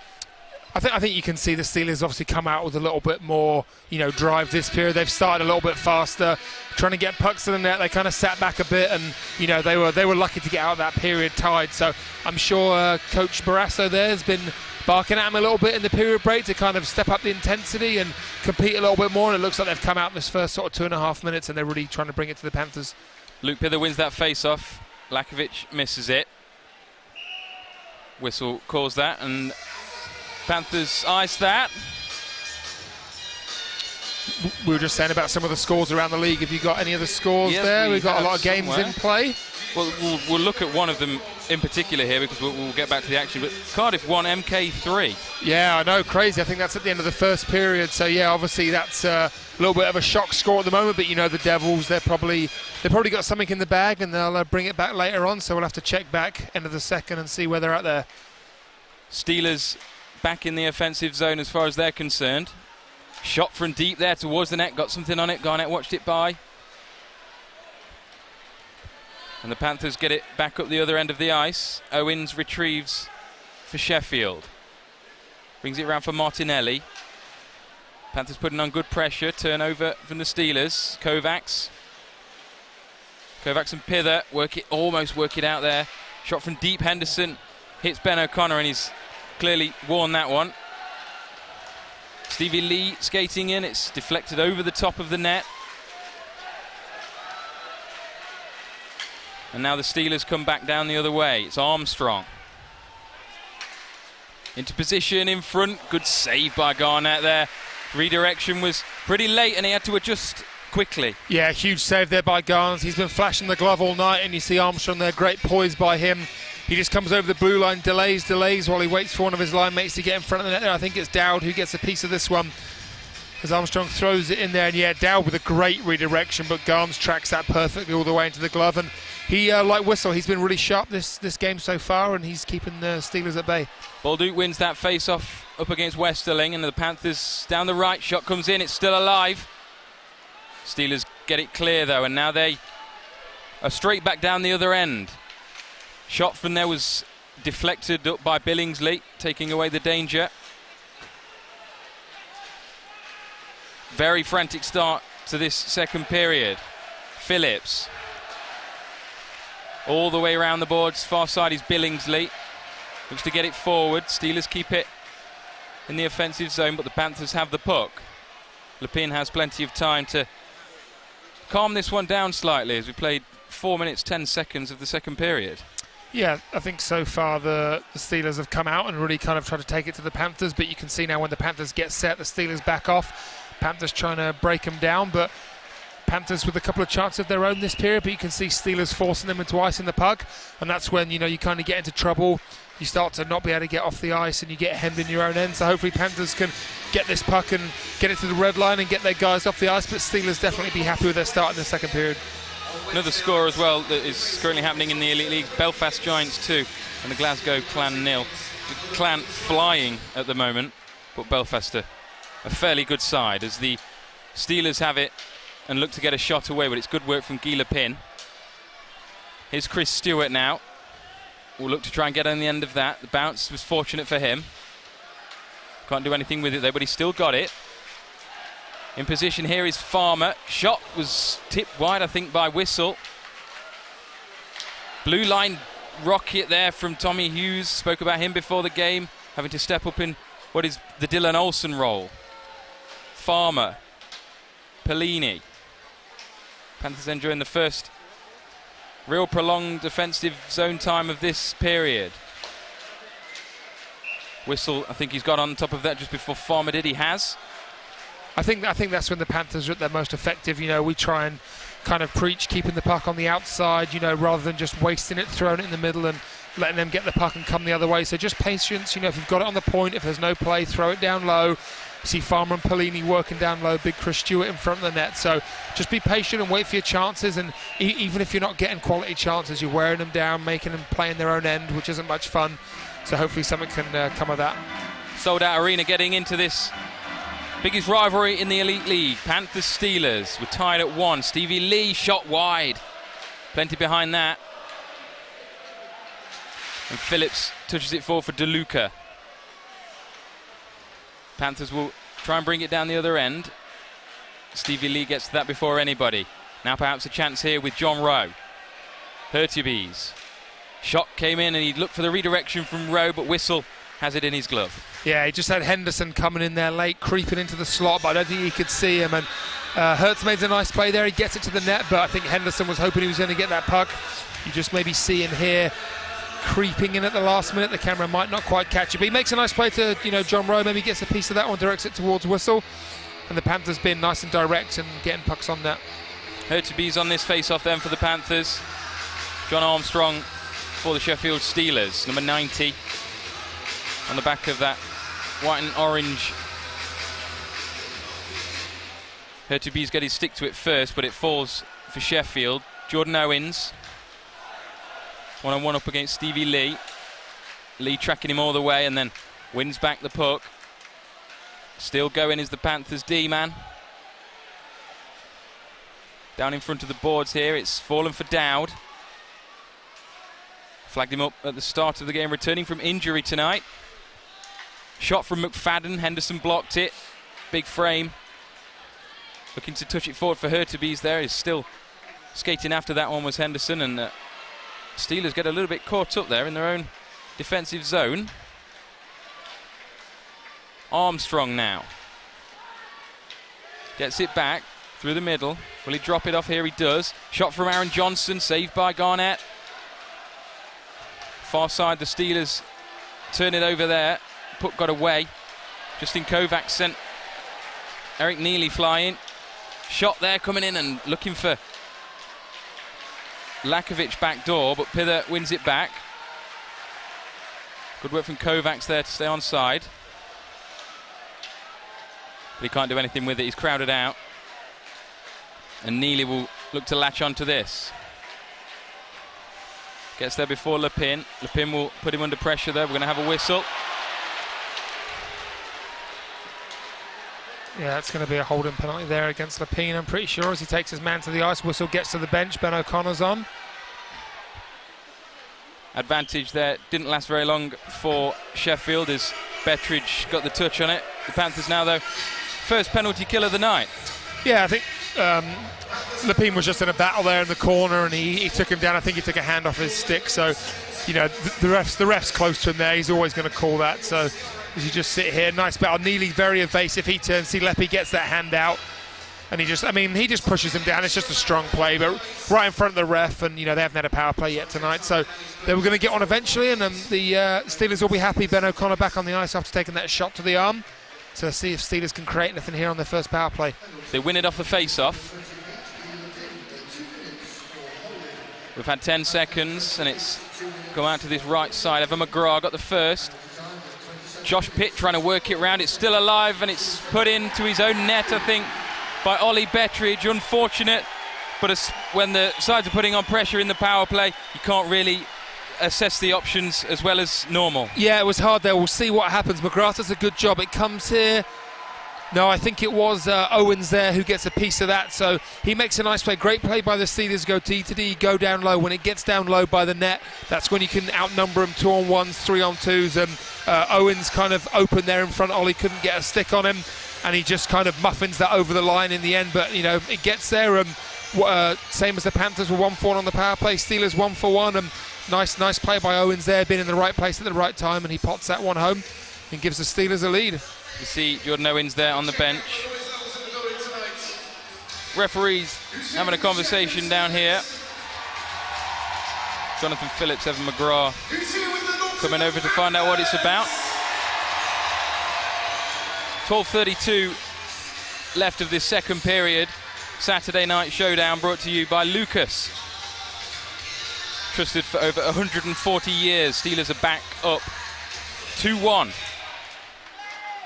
Jordan Owens with the third goal, and it is credited to Owens. Betteridge, I did him an injustice. He tried to get there on defence. Straight back though, Farmer, and Jackson Whistle was more alert than I was and got his right leg out to that. Yeah, great chance there. Chris Stewart, great vision. He just hits Farms in front of the net there, and I wasn't sure if it just went wide. Maybe Whistle got a little piece of that one, but another good chance. Robert Farmer's had a couple. Now the Panthers are going to go back on the power play after that slash.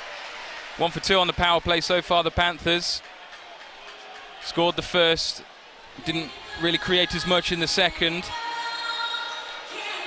We'll have, of course, the man advantage for a couple of minutes. Yeah, you just see Evan here McGrath sitting. Yeah, I mean, any time they're the sticky, the breaks or gets knocked out of your hand, the ref's going to call it. And McGrath with a healthy whack there on Farms' stick. Panthers go back to the power play, so having gone down 2-1, they get the chance straight away to try and come back here. Pellini skates out left. Guptill down low. Guptill looking to try and bring it back in front of Whistle's net. Pellini, 15 seconds of the power play gone. We've got another whistle there. Farmer getting caught up. Yeah, Farmer there with a high stick, I believe, on Aaron Johnson. Hopefully he's not cut there, and it'll just be 2 minutes. We'll try and get rid of it. I think Farm's just battling for the puck there with Johnson, and stick comes up and catches him right under the ref's nose.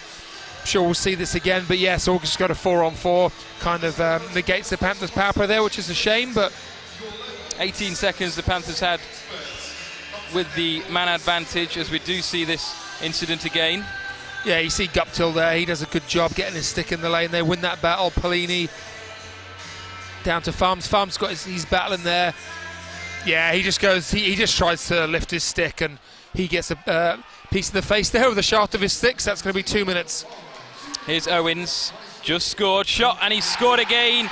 No doubt who's got that one. Jordan Owens has put the Sheffield Steelers up by 3-1. Yeah, and if his first shot, he didn't get all of it, he definitely got all of the second one. He was looking at Davy Phillips like he was going to dish it, and then he just rips that over the glove of Garnett, and we've been saying how good Garns is on the glove side, but Owens walks in and fires that right over the glove.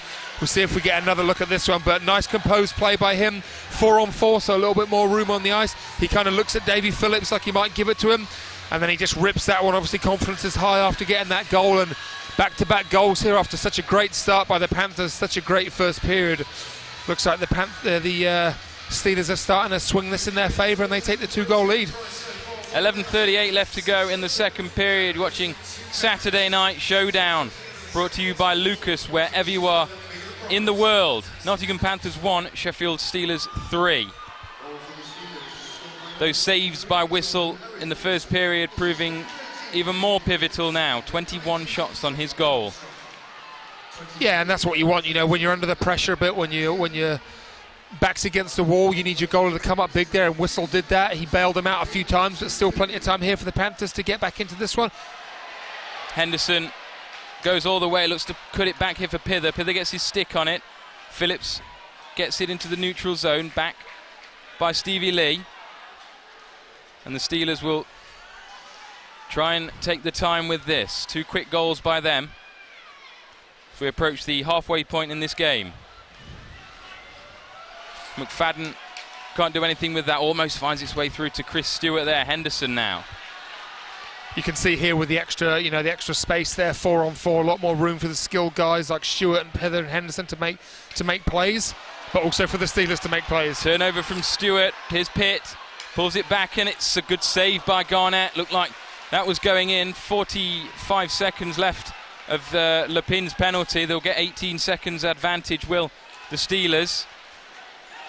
Yeah, Garns there with a huge save, little 2-on-1. And yeah, obviously if that goes in, the Panthers are really in trouble. So Garns does a great job there. And looks like the Panthers now are going to go back to the power play. Plenty of penalties last couple of minutes. Evan McGrath's runs out in 9 seconds. 28 for Guy Lepin, and here's the incident that has seen the 3rd penalty in the last 4 minutes. Yeah, you see Pearls just win the battle against Martinelli, and he's always behind, trying to get back into the play, and he basically has to bring him down. If he doesn't bring him down, Pearls walks right to the net. So Martinelli, it might be a good penalty to take there. Could have been a grade A chance, but 4-on-3 power play, a lot of room out there for the likes of the Guptills and the Hertz to make a play. So see if the boys can get one here straight away. They're both out there, 27-21. 9 is Pellini, 54 Tim Billingsley. But the Steelers have possession off the face-off. Chance here perhaps, or will they just take time off the clock? They do. Yeah, we're just going to be 4-on-4 here for another 10 seconds, and then boys will get another chance on the power play, so hopefully they can reply quickly. 1:36 left of that 3rd penalty to Martinelli. Robert Farmer back on the ice. Guptill down low, gets it back, gets in the way of Hurtubise really. He was lining that one up, and the puck is off the ice, but 1:22 now for the Panthers with the advantage. Yeah, really nice play there by Billingsley behind the net. Obviously a defenseman behind the net, but he makes a nice little pass out there in front, but the Guppy can't get on the end of that one, unfortunately. Panthers could do with a goal here, this power play. Yeah, I think obviously the longer it goes with the 2-goal game, you don't want the Steelers to settle in. You want to try and get one back straight away, and then you've got, the rest of the game to try and get that other one. Nice work there from Chris Stewart. 1 minute 10 seconds of the power play. Stewart straight in, looks to cut it back. Nobody there for the Panthers, and it's O'Connor that gets it back up down the ice. Yeah, I think we've been talking about that, giving pucks away, and Panthers there with full possession. They can just curl back and try and set it up, but we try and force a play through the middle and it gets turned over and just kills the momentum. They can get it down the ice. Just take a few seconds, get it set up, start tiring the Steelers, 4 killers, and then see what happens. But yeah. 44 seconds left of this power play. Can the Panthers capitalise? It's out of the reach of John Rowe. Round to Pither in front of us. Good stick from Stewart. Almost finds its way through, but the Steelers can get that one up and take off some time of that penalty clock. 27, 26 seconds. Perhaps one, maybe 2 quick chances for the Panthers if they can get set up. Luke Pither through the middle at speed. Good stick there.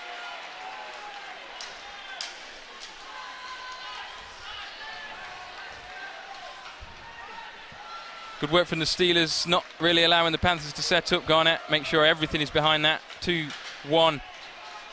And the full quota of players are back out there for the first time in around 5 minutes or so. Panthers with Betteridge, look to get it across, and it's almost put in there by Aaron Johnson, spinning. He didn't know where the puck was. Good job, Jackson Whistles, having an excellent game for them. Yeah, exactly. Yeah, well, we need all the help we can get at the moment trying to get a goal, so we'll take that. But you'll see Betteridge coming over the line here, and like you said, I think Johnson just took a defensive swipe at that. He tries to swipe that in, and Whistle, he's made enough saves off of us tonight, so he makes another one off his own defenseman. But yes, the Steelers will be happy with how they're playing. They're playing well defensively.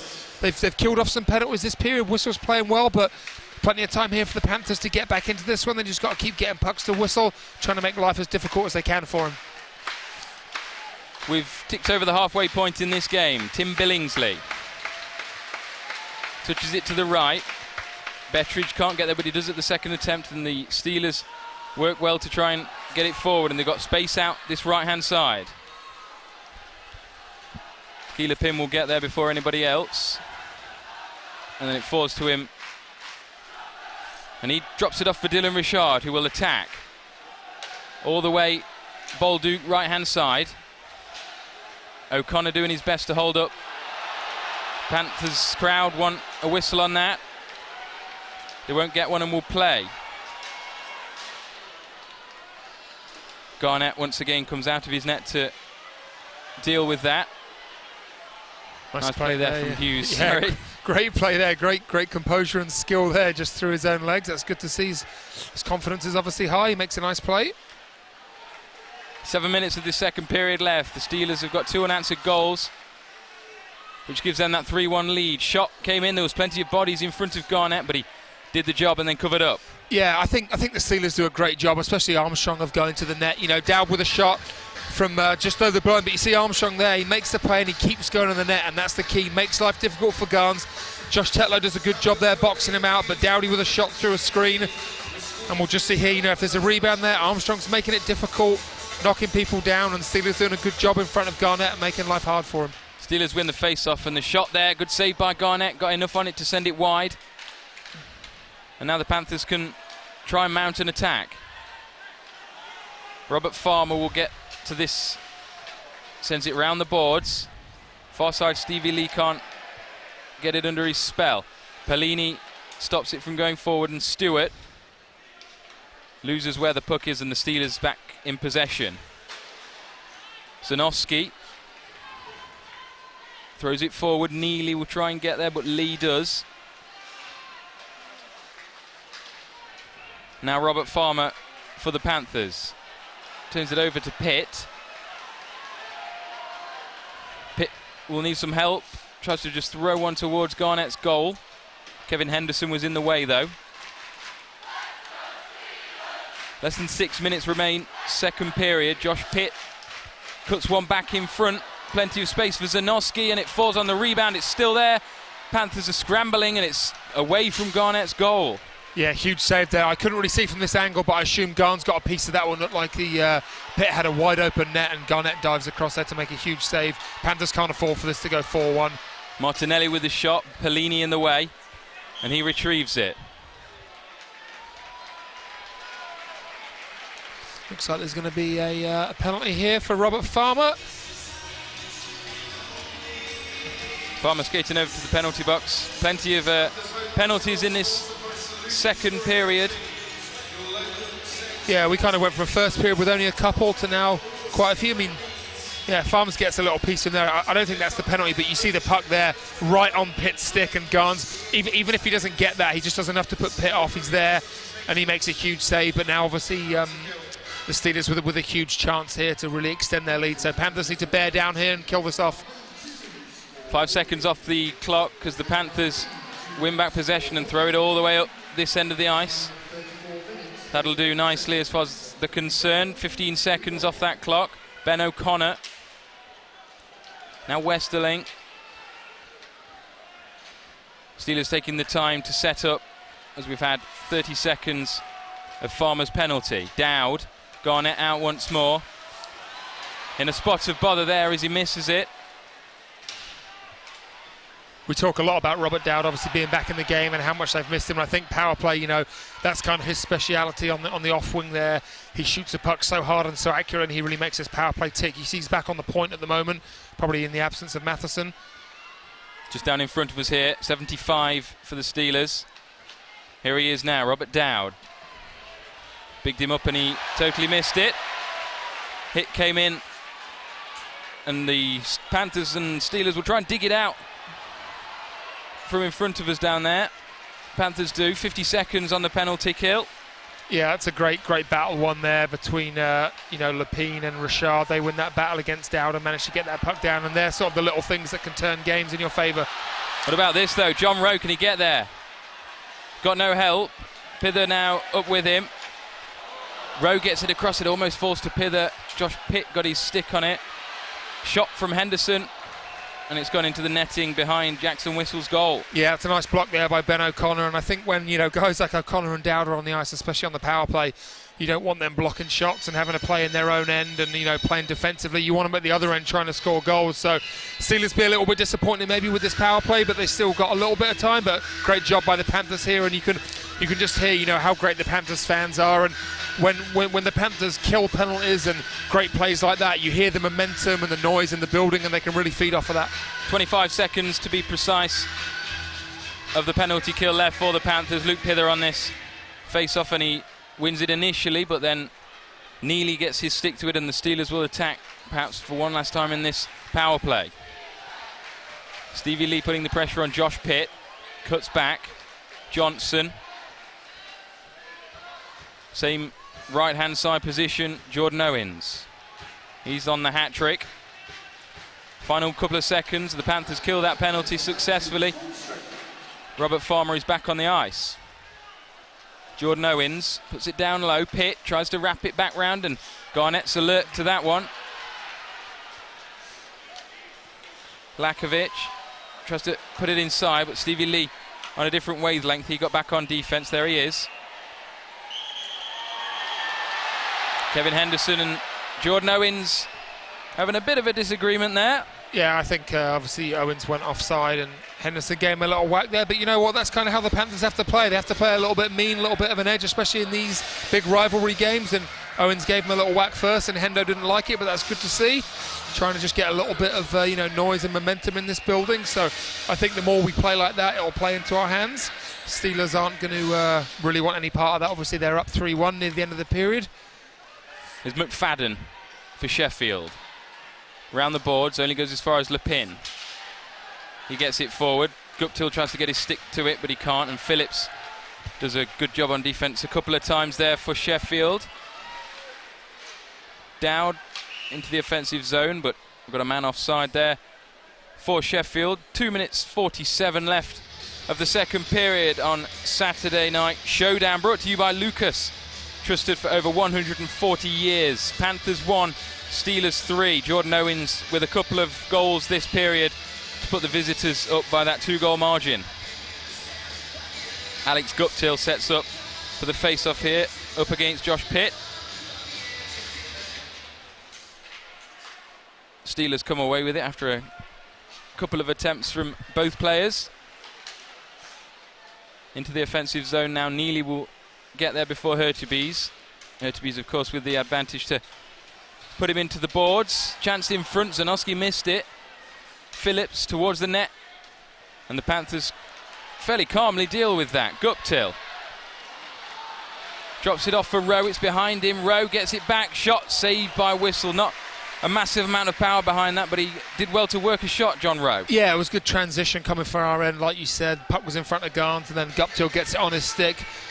He gets the wheels going down the wing. He tries to find Rowe, a little bit of a broken play. As you see the puck bobbing around, Johnny just couldn't settle it down. Not ideal to be on his backhand, but he fires a good shot in there with guys for rebounds. But Whistle, who hasn't had as much to do this period, holds on to that one. Fairly comfortable save for him. But good to see the Panthers with their transition game getting up the ice and getting a good scoring chance. Brett Pellini for the Nottingham Panthers loses out, and O'Connor gets it to Martinelli, who throws it forward. Chance here perhaps for Sheffield. Good work by Stevie Lee coming across. Pellini. We approach the final 2 minutes of the period. Stewart was in there. Now Farmer down low. Pellini will get there. Martinelli chasing after him. Hughes, Stewart and Farmer working together. Panthers with the offensive zone time here, looking to try and work something. Stevie Lee throws it towards the net, and no traffic in front. That's meet and drink for Jackson Whistle.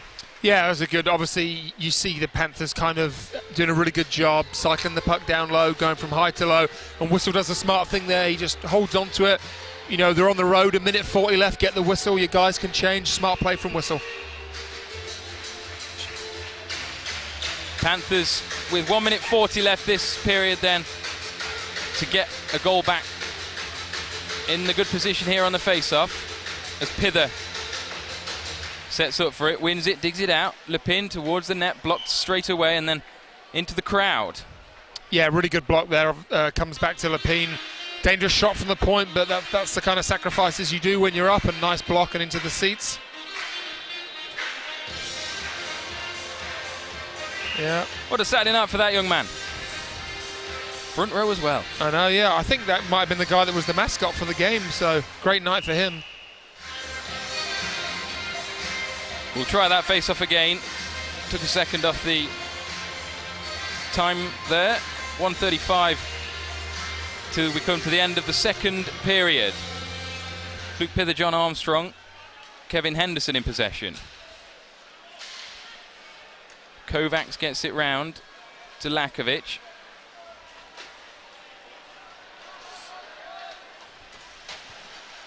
Lakovic again, neutral zone. John Armstrong battling with Kevin Henderson. Henderson comes out on top. Now Pither. Can't get under control, and Dowd goes back towards his own net. Johnson is 53. Far side Owens, did he get something on it? Yes. Lepine throws it forward as we're into the final minute of the second period there. Pither almost nicks in. Neely, nice pass to Dowd. But Pither wins it back for the Panthers. 40 seconds. Is there one more chance left this period for either side? I think you can just kind of see the momentum swung. You know, obviously we had a great first period. All the play was with us, and after those couple of quick goals, you can kind of, you know, you see it deflates a little bit, and you can see the Steelers get their tails up. So Panthers, you know, in this intermission have really got to get a game plan together, get fired up again, and come back in and get 2 goals at least in the third. Last 15 seconds, and we'll have a whistle there. 10 seconds, and the Steelers seem pretty content to take it to the interval. Up those 2 goals from Jordan Owens. First one, we'll talk about it more after these last 10 seconds, but the first one was not as good as the second. Yeah, the second's more of a highlight reel one. I'm sure if his family are watching back home, they'll be loving both of them, but yeah, the second one's obviously more of a highlight reel goal. We'll have another go on that face-off. A smidge less than 10 seconds of this second period. Evan McGrath, Ben O'Connor there for the Steelers.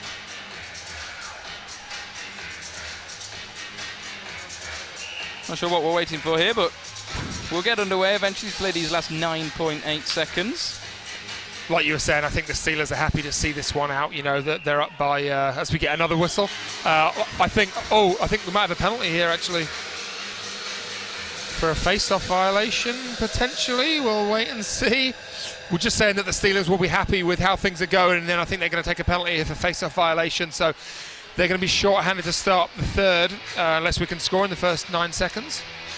We see that so often on the face-off. For those that don't know, why was that well, face-off basically violation? what it is, if the linesman, if a player moves too quickly, tries to get an advantage, you get one warning. Once you've had one warning, if he goes to drop it and again you encroach or go too early, it's only one warning and then you get a penalty. So I'm not sure if we're actually getting a penalty here. I don't know what that delay was for, but yeah, you only see it probably 3 or 4 times a season where a guy will go in, he'll get the first call, and then he'll go again too early and get another one. We've seen it a few times, but thankfully there, I mean, well, obviously it would have been good for us getting a power play, but you don't really want to see that in the game. You know, it just slows the game down. So there we are then. After that fairly lengthy break, we've got 10 seconds left this period, as the chance might fall in front for the Steelers. It doesn't. Up the ice there, and that will do us. Panthers 1, Steelers 3 at the end of the second period. 2 goals from Jordan Owens. We spoke briefly about them there. He's clearly made the difference. We see him on screen there. Yeah, I think that the tide definitely turned. Panthers were great in the first, as you saw, 21 shots to 8. I'll be interested to see what the shots are for the Panthers now after 2. But whatever Barrasso said, and you know, it just took the Steelers a bit of time to get going. They had a really, really strong second period. You know, Whistle only had a handful of saves to make, and you know they probed, and you know, yeah, like you said, Owens with 2 good saves, 2 good goals. Sorry. Let's take a look back then at the highlights of that second period. The first 2 here from the Panthers, and Jackson Whistle wasn't as busy second period, but still was as good. Yeah, we started off the way we finished the first, and Ollie Betchers down the wing there with a good shot and a nice first save by Whistle. He'd have liked that one to warm him up for the second. And straight off the face-off here, Panthers have a chance, but we'll go straight to Owen's first goal. And it starts off a great puck movement, and McGrath with his second point of the night. And we always say about a guy being in front of the net, you know, right place at the right time. It falls right to Owens, and he gets it over the goal line. And you know, it's just a good play here. Like we always say about the Panthers, trying to be patient. They're patient. They don't force it.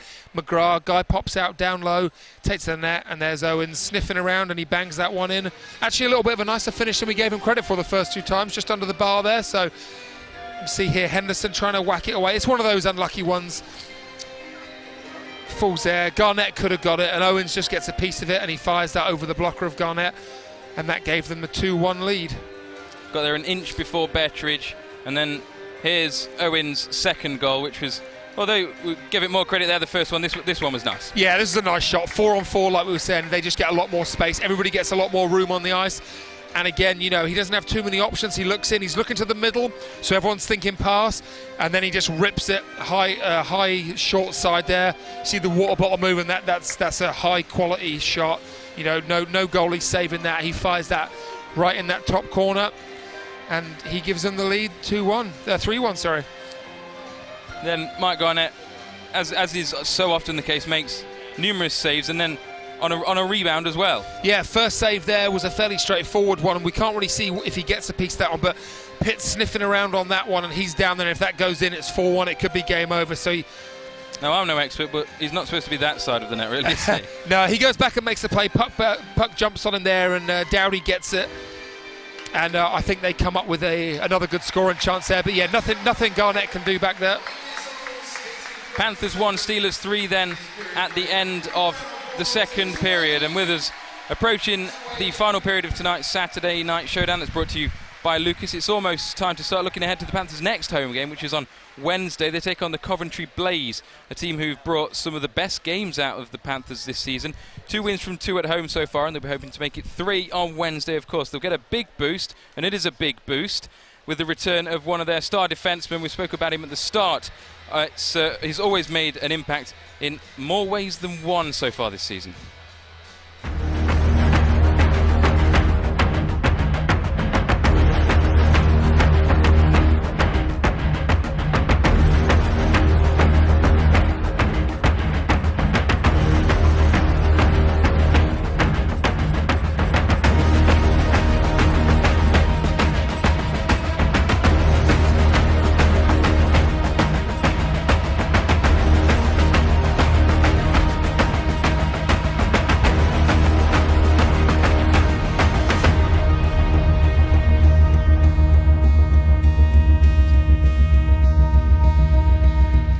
Risling returns, and we're joined by him now on Saturday Night Showdown, brought to you by Lucas. Janan, we're just 5 days away from you getting to play some Panthers hockey again. You must be excited. Yeah, I'm very excited. It's been a long month here being out. Obviously, you want to help the players out as much as you can, and not being able to really sucks, but I'm excited to come back. Yeah, and like when you see tonight, big rivalry game, these are the games you kind of sign up to the Panthers to play, and unfortunately down right now, and it must be even worse because you imagine you could probably make an impact. Yeah, absolutely. It always hurts watching from up here because you just want to be out there. That's why you play, be part of the team, and especially not being injured or anything, just being healthy and still not being able to play. It really does suck, but coming back soon, so I'm excited. And speaking of injury, just after we lose you to a ban, like a game later, we use Dylan Olsen for most of the season, hopefully back in time for any playoff push. But losing Olsen has forced Kevin Henderson to step up on D, and he's done a great job. Yeah, Henderson's been really good. It's a tough job to ask somebody to, I guess, switch positions. Forwards typically aren't the best backward skaters, so to go from forward to defense, it's a little tough, but he's done a really good job of it so far. And it would be an even bigger problem if it weren't for the emergence of the 20-year-old man giant himself, Josh Tetlow. You've partnered with him. For a 20-year-old, he's incredibly composed. Yeah. He's made some really big strides this year. We've been playing together a little bit this year. We actually live together, so I think we got some chemistry there. He's a really good guy, and he's just really eager to learn and to get better. He's always the last guy off the ice at practice. Sometimes gets a little irritating when I want to go home, but he's still out there working on stuff. So he's going to be a really good player for the Panthers. Yeah, now in the summer, when we recruited yourself, fans probably jumped on Elite Prospects or Hockey DB and saw a 6'4", 205-pound defenseman and went, I know exactly what role he's going to fill. And then in a few games this season, you've illustrated something probably no one saw coming, some very silky hands. So we're going to have a quick look at a few of the finest goals you've scored this season. All right. 8 minutes remaining. Nice hit by Risling. Can we have a shot in the breakaway here for Hercules? Up to Risling out in the penalty box. This can seal it. Risling shoots and scores. Jaden Risling, what a move on the backhand! Risling out of the penalty box onto a breakaway backhand shelf, and the Panthers lead by 4-1. Coming out of the corners, a man coming off the bench, steps inside. Great shot, great play by the Panthers, and Risling scores a goal after a lovely move around the defenseman, and it's now 3-0 to the Nottingham Panthers. 3 or 4 Belfast Giants caught puck watching in the corner there. We're all, look at us here, Simon. 3 guys in fighting for the puck or watching the puck. Colin Shields kind of man on the front post there, but Risling stepping in off the bench. Very patient here. Panthers break the deadlock at 49-59 when Robert Farmer zips through mid-ice and dishes to Guptill, who drops for the trailing Risling, and he stuffs away the winner with a high backhand. Mark Hurtubise, but he'll get another one almost straight away. Drops it off and scored! It's Risling up from the line! Well, the Steelers got caught on that long pass. Johnson lost his footing a little bit, which created an opportunity for the Panthers to keep possession in the offensive zone. And Risling has been very good in this game, has kept his composure throughout, even though he's been tested a few times. Some pretty impressive goals in there, Janan. Some good ones to add to the collection right there. Yeah, I was hoping that clip would be a little longer, maybe have some more, but I guess I still got a couple games left this year. Maybe I can get some more. That's it. I mean, with some of the skills you've been able to display, and then when we watch you in training, you love a shootout drill. Yeah, I mean, they're a lot of fun. It's just one-on-one with the goalie, and hopefully you can make them look stupid, kind of. Now, all the credit we give you about the skills on display, we have to take a little bit of credit away for some of the celebrations we see after those goals. They're going to be on the screen below you. You can watch that. All right. Have a look at this, all right? I love the enthusiasm, but it's the balance that's sometimes a little bit questionable. Yeah, you know, I don't get too many goals, so this is kind of new stuff to me, doing celebrations, but you know, hopefully I could get a couple more and work on them. Well, to be fair, it's been improving. Again, we've got a good one for you to see right here. You'll be seeing it on the screen now. Enthusiasm again, but total composure on the one foot. Yeah, I guess after a couple goals, I got a better hang of it. Now, what we haven't been surprised by at all is the defensive play. As I said, your stature, your build, we're expecting a physical defenseman, and we got one, and that's always been your style of play, hasn't it? Yeah.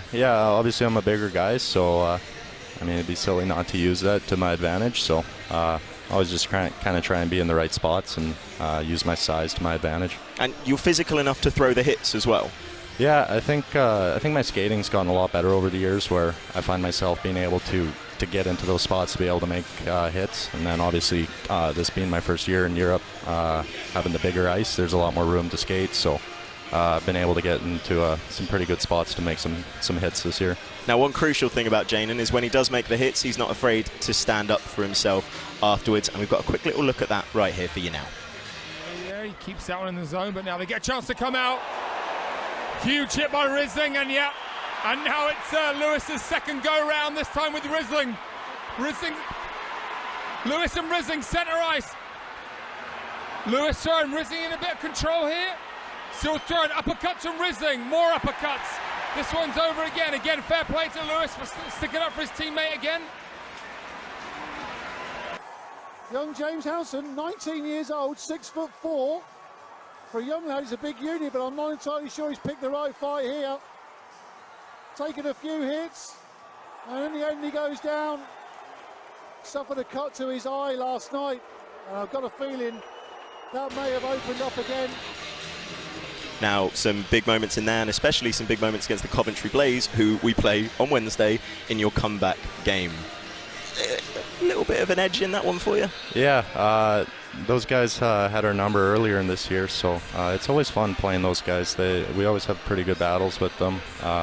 They always play pretty good against us, and again, if I can just make a hit or something, maybe swing the momentum, I'm just trying to do my job out there and do what's best for the team to try and get a win. Well, Janen, we're looking forward to seeing you do your job again in just 5 days' time. Last period of ice hockey, hopefully this season, where you have to sit on a sideline and watch it. Fingers crossed we've got you back, and we get Janen Risling for the rest of the season. Thank you so much for joining us, Janen. Awesome. Now, we said games against Coventry have been exciting this year. Janen said it himself, and our last game against them was at the Motorpoint Arena on New Year's Eve. And in front of a sellout crowd, it was a fantastic place to get the fireworks going early.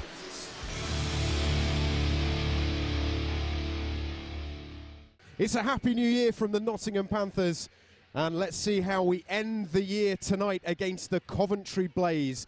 The Panthers will be looking to get a 3-game homestand off to a winning start tonight.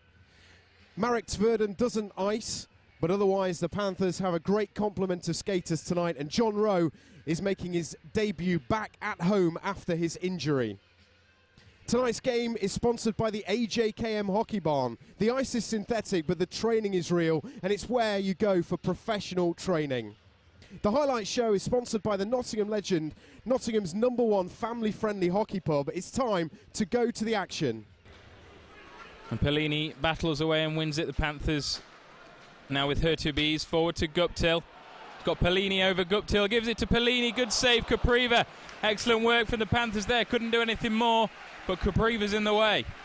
Blaze can't get it away though. Lepin stops it this time towards once more and can't be turned in. Blaze looking to get it away, but Tommy Hughes this time blocks it. Hertubi's shot still up, and Guptill, can he prod it in? No. Pellini can't either. Blaze living on the skin of the teeth. Bit scrappy down this near side, up against the glass. Falls though for Pither. Can he shift it once more? He can. Olsen, shot, save, tipped over Capriva over this one. Paulie gets his stick there first though. Hertubies has got away from that, across to Guptill. Surely, there it is. Capriva's finally beaten. 2 minutes and 3 seconds to go in the period. Panthers at 1-0.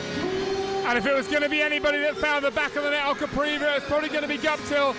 But great play there by Mark Hertubies. He feeds it across, and then Guptill just outweights him, and he finds a gap under the arm. Panthers leading scorer with another one there. Panthers lead 1-0.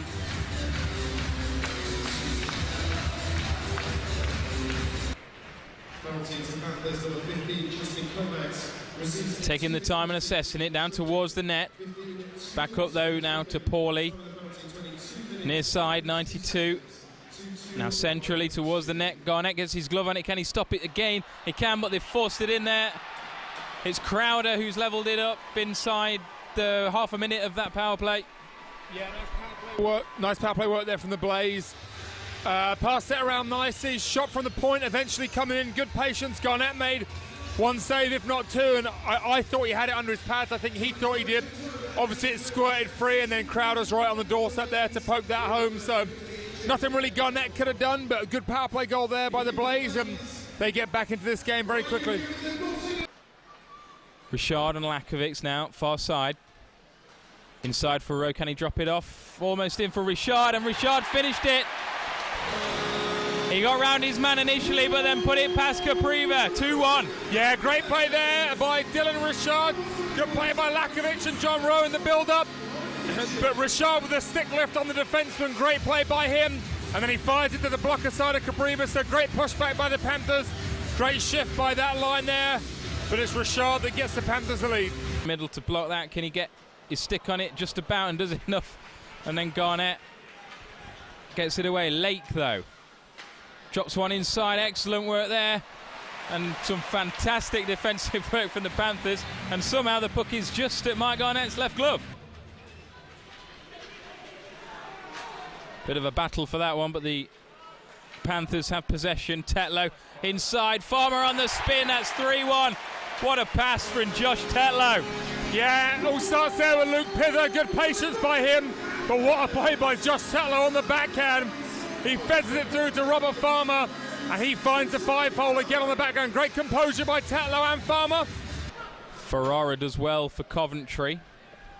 Now Morris trying to work something inside, falls back for Lawrence here. Good save by Garnett. Where's the puck? Nobody knows, and they put it in. Garnett again with the save. I think he's claiming that he's got it in his possession, but the Blaze are celebrating. Yeah, Garnett with the first save. I didn't see there. I think Garnett made the save. He had it under him, and he maybe got a poke from one of the Blaze forwards there, which maybe set the puck free. So we're going to go and check the video, but nice play there by the Blaze. To Rowe though, tries to pull one back, but the Blaze get on it first, and Lake to the quiet game. Drops it off, straight on shot. They've levelled it up.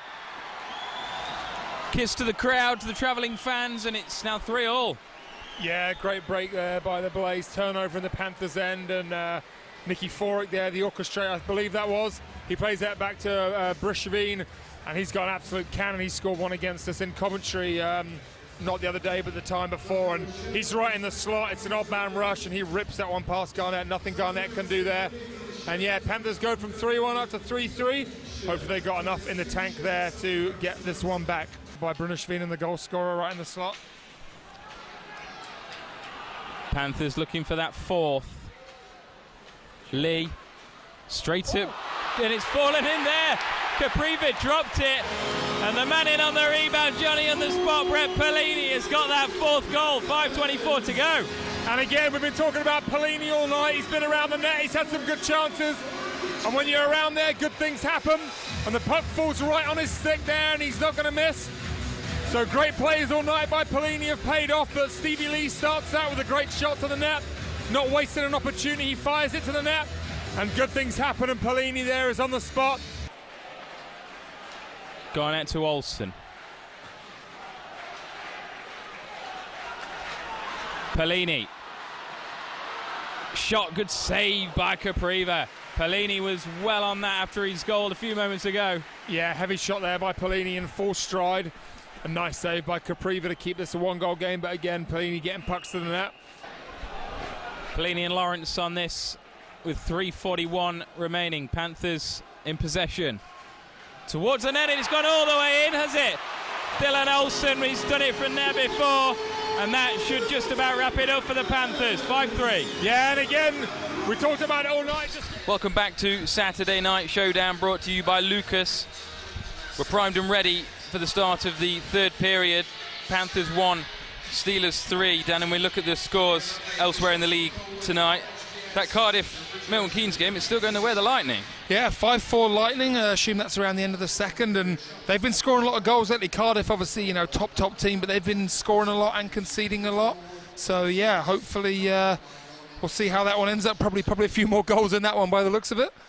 And the Belfast Giants and the Clan 3-1 there. Belfast, obviously a good side. We saw them this time last week. Yeah, exactly, and I think they're playing the Clan 3 times in a row, so they'll be sick of the sight of each other after this week. But they had a good result against them on Thursday, and obviously, again, like you said, at home, they're a really top team, free scoring team, and I'm sure they'll see that one out. But Glasgow have been on a great run themselves lately, so maybe they can get back in that one. Here we go then, 20 minutes of hockey. Panthers down a 2-goal hole. 2 goals from Jordan Owens in that second period, getting the Steelers up 3-1. They start in possession.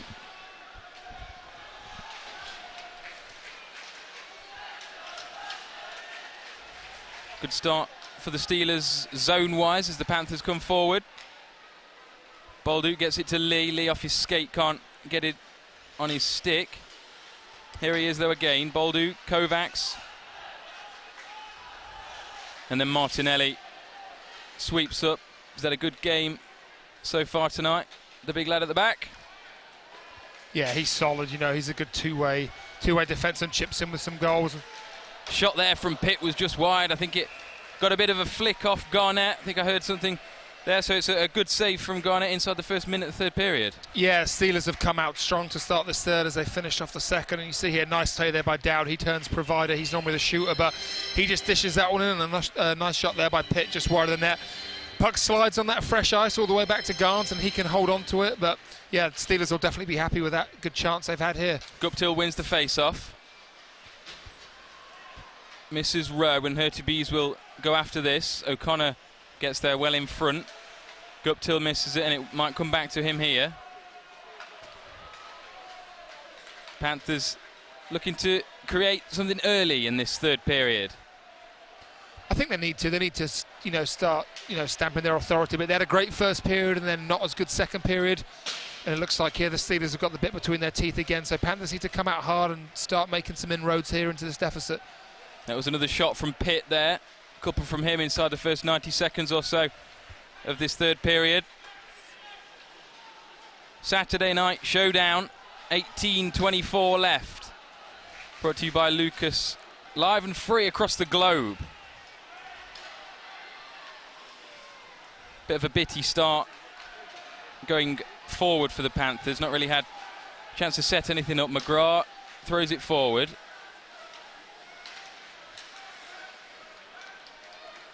And there's Johnson for Sheffield. Back to McGrath, got the opener. McGrath and Johnson just between themselves. And there's DeLuca. He's forced off it, is he, by Farmer, just about. And Hughes will come in, do the rest. And there's Pellini and Farmer. He's got Stewart in front of him. Still going, Robert Farmer. Still going. There's a good shift there by Farms. Wins his battle down low in his own end, gets the puck out and tries to create some offense. Looks like the boys can set up here in the offensive zone. Shot came from Henderson, and it was O'Connor that, Johnson that got in the way of it. Here's Stewart. Will this be a chance? Good defensive work there. Good strong stick. Stevie Lee centres it, comes off Phillips, and DeLuca will bring it down the other way. Armstrong was chasing him behind for Pellini there. Stevie Lee forward, Henderson in on goal, shot, and it's wrong side of the net.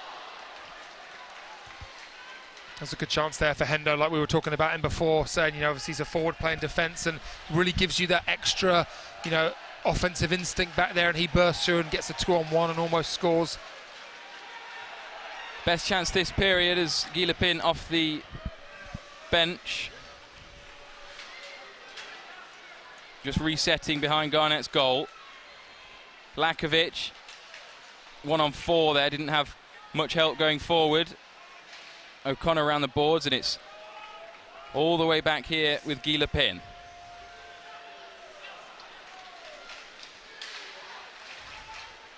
Bolduc. See him powering forward now for the Panthers. Down low, drops it back off. Tetlow towards the net. Pither got something on it, still alive. Jackson whistle with another save. Great shot there by Josh Tetlow from the point. But that's what Strax has been preaching. You know, take it behind the net, drive wide, and then hit the late guy coming in. And Josh Tetlow there with a good shot from the point. Couldn't find its way past Whistle, but that was good transition. Got in the zone, got body to the net, and actually got the puck to the net. So that was a positive for the Panthers. Steelers did well to defend it. We'll see here the play that happened just moments ago. The puck bouncing around all over the place. No really can get on it, and then Garnett just scoops it up. Yeah, it's a good move by Garns. Obviously, you know, he can't see what's around him, so he just jumps onto it. But here you see Henderson going close on the backhand. He shoots that just wide side netting there, but positive signs for the Panthers again.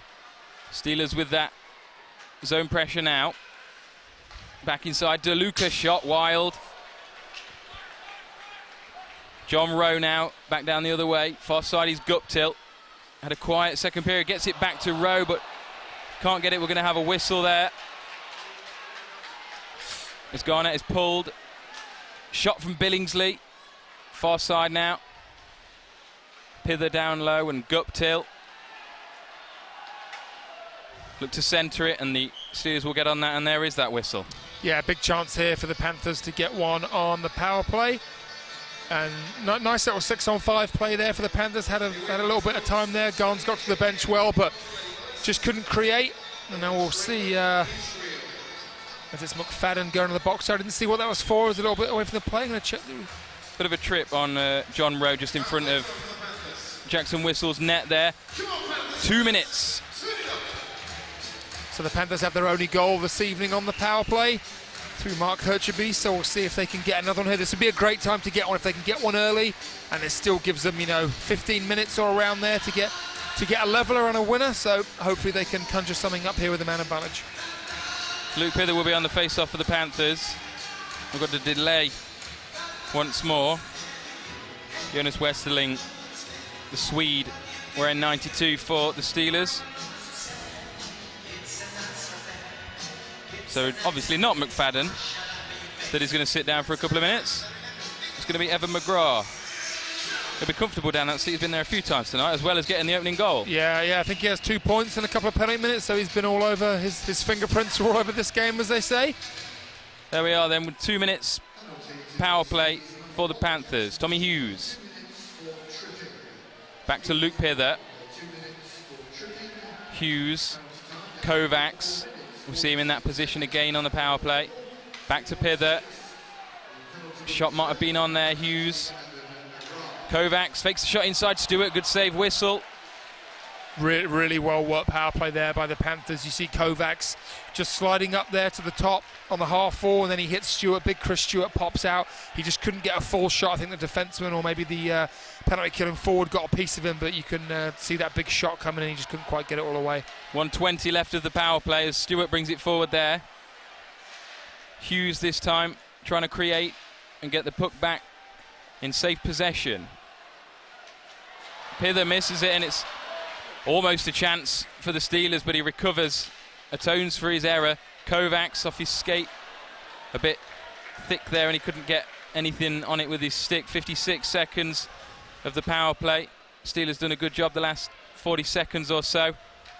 Yeah, they'll be really happy. They're always a strong penalty killing team. Guys like Westerling and Jonathan Phillips and Davey Phillips back there blocking shots on the back end, but they had one good chance with Stewart. Billingsley comes forward there. Panthers can't get it really in possession, and there we see Ben O'Connor flick one forward, back the right way as far as he's concerned. 28 seconds, 27. Pellini, Hertubis pops it down low for Farmer. He's forced off it. 15 seconds. Good play from Billingsley to keep it down in the zone towards the net. Plenty of bodies. Guptill can't get it out. Still there. Down low now. 5 seconds. Guptill on the turn. Whistles alert to it. 3-2, and McGrath will return to the ice. Straight back on and straight in the action there. Billingsley. Great kill there by the Steelers. They'll be really happy with that one. You know, getting a power play quite late in the game, being up by 2 goals. And Panthers had a couple of chances, but, you know, they had the possession, but Steelers kept them to the outside, and Ben O'Connor with some good work down there, helping kill that one off. McFadden to Zanosi. 12:47 remain in this one. Panthers still down those 2 goals. Jordan Owens the difference maker so far. There's McFadden behind Jackson Whistle, who's had an excellent game so far. Evan McGrath. Down the left, redirection there was from Phillips. Jonathan. And the Panthers will attack. Rob Lakovic throws it towards the net, came off McFadden straight away.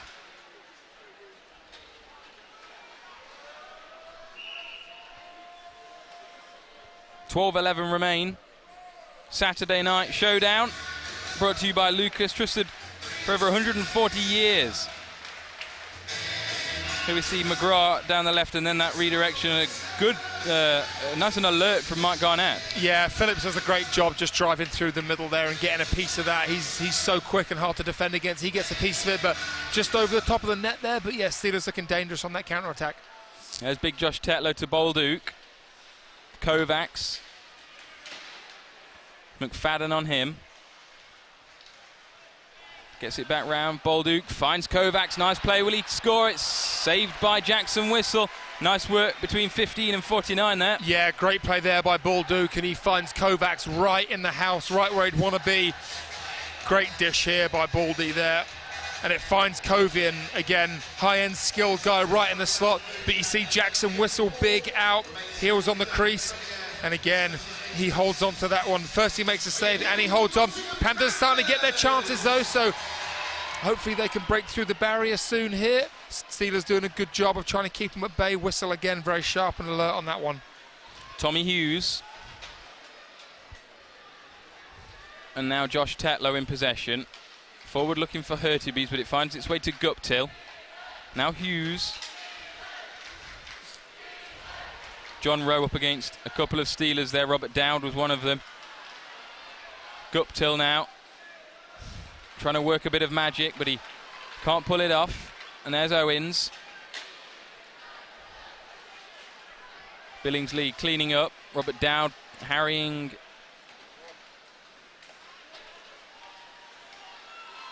And now the Steelers will come once more. Dowd shot saved by Garnett. Puck still there. Robert Dowd's so dangerous there. Sorry, yeah, as he's always looking to shoot. He comes over. You think he's in a position where he's not going to be able to score or get a good chance. You know, he used the defenseman as a screen, or he picks that corner. Such a good offensive weapon for the Steelers. Gilipin, the furthest forward there. Farmer's forced off it. Up, and away from the Steelers. Stevie Lee gets there. And then Gilipin, the furthest man back now. Brett Pellini, Chris Stewart down in front. Pellini comes in, tries to get it away from Zanosi, does, over the top of Stewart.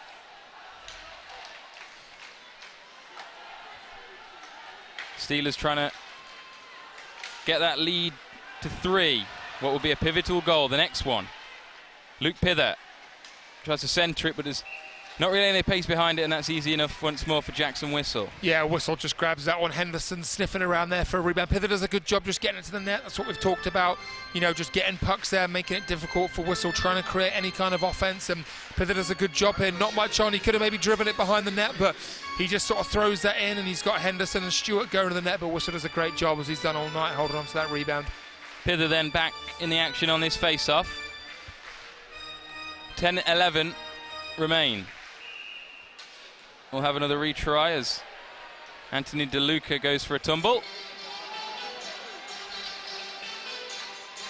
And the ref giving the run around. We have the puck ready for the face-off once more. Panthers win it. Tommy Hughes. Kovacs down low up against Martinelli. Still in there, just about off the boards. Tetlow will get there first. DeLuca skating after him. Good play there between Bolduc and Josh Tetlow to quell that attack. Bolduc going alone here. Made good ground. And now Sheffield have the puck back in their possession. Jonathan Phillips throws it forward, allows for 4 changes.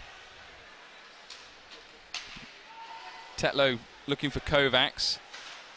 He's out there harrying on his own as the Panthers change their lines as well. Owens. Lepin misses it in front of the bench. And they're going to have to dig it out now.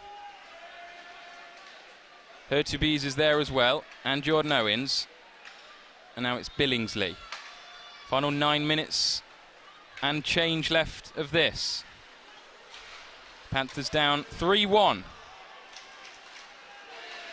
Phillips again getting it forward. We see Sheffield now just pretty content with the 2-goal lead and not really trying to attack. Yeah, I think so. They're happy to ice the puck, like you said. Under 10 minutes left now on the road, up by 2 goals.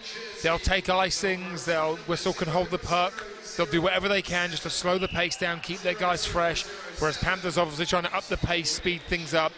They've probably got a few more bodies that are in the game at the moment.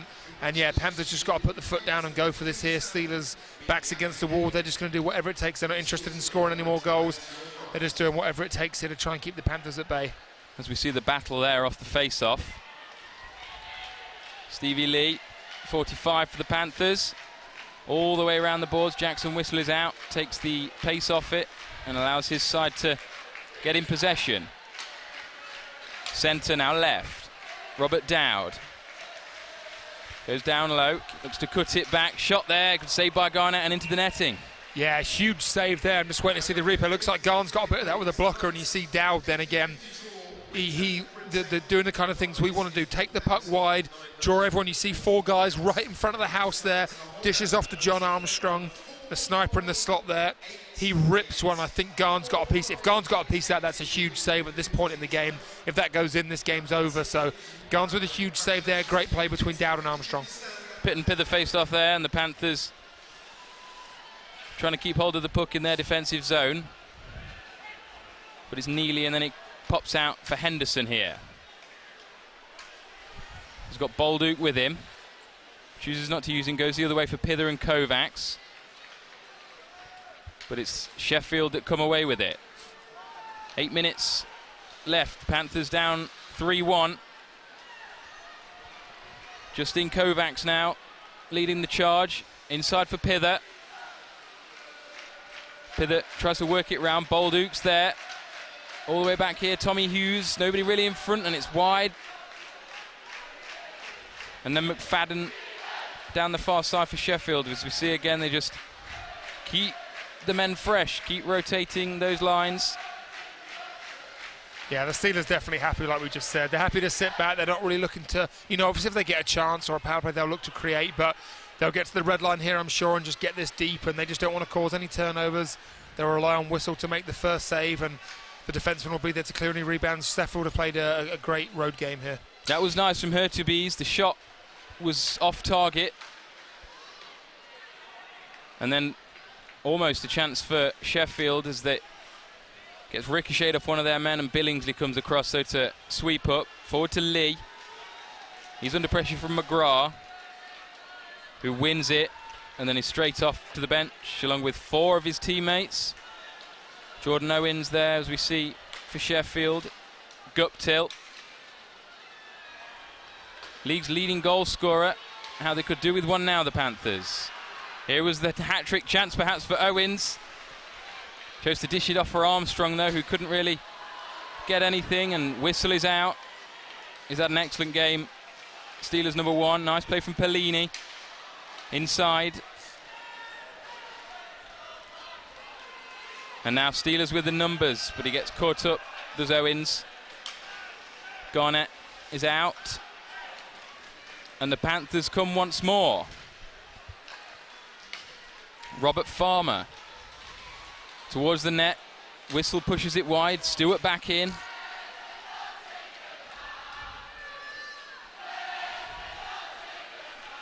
Panthers fans here still very vocal, still cheering the team on as they do no matter what the score, so they're doing their part here. Hopefully that can get the boys energised down there for this final 6 minutes and just try and get a push here, get some energy and get some pucks to the net, try and cause something in front of Jackson Whistle. Perhaps it's now. Pither to Kovacs. Guptill. Josh Pitt gets it inside to Zanosi there, and that will perhaps be the clincher. 4-1 to Sheffield with 5:27 to go. Yeah, I think that's probably going to do it, unfortunately, just with the way how long's left in the game, and not creating too many chances at the moment. You see a couple of people heading for the exit there, but Zosky there with a great play. And like we said, the Steelers are going to sit back, and then if they get a chance, they'll try and take it. Great play, great composure. We saw a similar play in the first period there where Garn's got the glove to it. This time he just outweights Mike Garnett and walks around him and stuffs that in on the backhand. And Panthers have been trying to create here, but as you said before, Steelers have played almost a perfect road game. Rode their luck a bit in the first period, but they've been great for 2 periods. See here, bad bounce off the, I think that's the referee there. Tommy Hughes trying to get that out of the zone. It hits the ref. And that's just how it goes when your luck's out. Hughesy makes a great play there, trying to get it out of the zone. It hits the ref's skate and falls right to him. And when your luck's out, that's what happens. And now a huge hole here for the Panthers to try and dig themselves out of. Jonathan Phillips, Hurtubise and Lepin. Lepin tries to throw it forward, turns it over. Here's Anthony DeLuca. John Rowe getting back and doing some defensive work though. Still battling for it. Jonathan Phillips, round Evan McGrath. Tried to drop it off, didn't have enough on it, and Lepin is in. Fallen to Guptill, I don't think he quite really knew where it was. Hurtubise has ushered off it there. And now we see Ben O'Connor taking as long as he needs. Josh Tetlow comes in and wins back the puck. Now Dylan Richard for the Nottingham Panthers. Look to go inside, and as you say, when he looks out, it hits Ollie Bettridge there. Yeah, exactly. Just yeah, when your luck's out, it's out, and boys trying to make plays out there, but some bad bounces, and obviously not long left in this game. The pressure gets amped up, trying to make a play. Jordan Owens there was skating around in a dangerous position, and it comes off the referee once more. Falls for Dowd, shot blocked Bettridge, and then a shot comes in, it's gone wide. McFadden, who had that, he has it again. Neely, far side, another shot saved by Garnett. Been busy the last couple of minutes. Robert Dowd now in possession for the visitors. Yeah, Garn's doing his best back there to try and keep the guys in this one, making some big saves. But he needs some help here. We need to get the puck down the other end and try and create something. But again, Steelers just doing a great job defensively. Back in possession now as the Panthers tried to get it forward. Garnett is out, but leaves that one. Down in front of us, it's fallen for Neely. Cuts it back, Pitt. Bodies coming in all over the place there, and now Perlini the other way. Stewart, Farmer is having a bit of a conversation with Eric Neely as they walk back. Yeah, I think Farm's there doing a great job, just trying to get the boys going a little bit, having a little word with Neely. We'll see if anything happens there. I think maybe the Panthers need a little bit of a spark at home, so we'll see if anything happens. As we see on the game clock, 2:59 remain in this game. Nottingham Panthers 1, Sheffield Steelers 4 on Saturday Night Showdown. Brought to you by Lucas. Free and live across the whole of planet Earth. Yeah, I know we've got a lot of fans tuning in from all around the globe, so obviously thanks for tuning in and supporting and trying to grow the game. Fans from all over the world. Martinelli there gives it to O'Connor. And now Pitt. Tommy Hughes attacks down this right-hand side, looked to centre it, came off Martinelli, tracked him all the way. Perlini back to Henderson. Round to 19, Farmer. Shot from Stevie Lee. Puck still alive. Stewart, shot on the turn, it's gone in. 2:24 left, Dan. Oh, we're going to have a comeback. Yeah, there's definitely still life in it here. I see a few people turning around and getting back in their seats, and you know what? There's still time.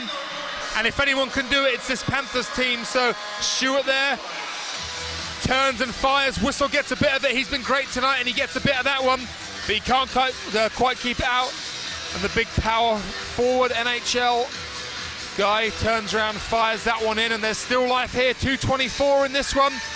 Coach Strachan will be drawing up a play down there and maybe getting Mike Garnett to the bench soon, and hopefully there's still some life left in this one. You see Alex Guptill there, 27 on his helmet. Bit of magic from him in the last 2 minutes or so. Wouldn't go amiss. Here we go. But that's what we've been talking about, you know, just getting pucks to the net, and Stewart does the right thing there. He doesn't try and make a fancy play. He's on the spin. He just fires that to the net. And, yeah, it goes in off whistle, off the post, and that's it. We're back in this one. 2:13 remains then. Mike Garnett in the Panthers net.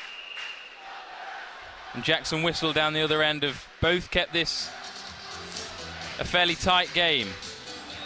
27 shots up until the end of the second period on Whistle's net, with 17 on Garnett. And here comes Alex Guptill. Got Rowe in the centre and Hurtubise. Defensive play. Garnett's been pulled. Panthers, the extra attacker, almost in there from Hurtubise. 2 minutes. Empty net for the Steelers to attack should they get possession. Shot from deep, plenty of bodies. Came off the hand of John Rowe. Rings that one out. Stewart towards the net, and Whistle grabs it out of the air. Yeah, some nice play there by the Panthers, playing it around well. Couple of shots on net. But, you know, Jackson Whistle, he's seeing that puck big tonight, and he sees it through the bodies, and he holds. Not only does he make the save, but he holds on. Chris Stewart there again, he's obviously hot at the moment, so he just fires that one through. Panthers get bodies in front. We got Guptill and Hurtubise right in Whistle's eye line there, but they couldn't get a piece of it or take away Whistle's eyes, and he makes a big save. And I think we have about a minute and a half left in this one. Timeout called, so as you can see, the halfway through it already. Panthers 2, Steelers 4 here on Saturday Night Showdown, brought to you by Lucas. A good game as we come to the end of this timeout between two sides that have battled pretty much all the way. Yeah, it's been a tight one. I think if it had been 4-1, it obviously might have flattered the Steelers a little bit. I don't think it was that one-sided. Panthers had the great first. Steelers have Jackson Whistle to thank. Steelers had a great second period, came out, scored the goals they needed. They've been great defensively. Panthers now knocking on the door. They've got one. They still need another two. 1:42 left to do it. If they can get one here in this next maybe 40 seconds, 50 seconds, they'll still have a shot. So we'll see what the boys can conjure up here. Here we go, 21, Mark Hurtubise over this. Josh Pitt for the Sheffield Steelers. The latter gets his stick to it, and it's straight in to the crowd there. We're going to see if we're going to get a penalty here. If there's a penalty here, Panthers are going to have a 6-on-4 with a minute and a half to play. D-Man definitely shot it out. We're just having a debate here to see if it got a piece of anything. I couldn't really tell. Obviously, it was shot out quite quickly. Not sure if we'll get to see it again, but it looks like we're going to get a penalty here regardless of what happened. They're going to sit for 2. So great slice of luck here for the Panthers.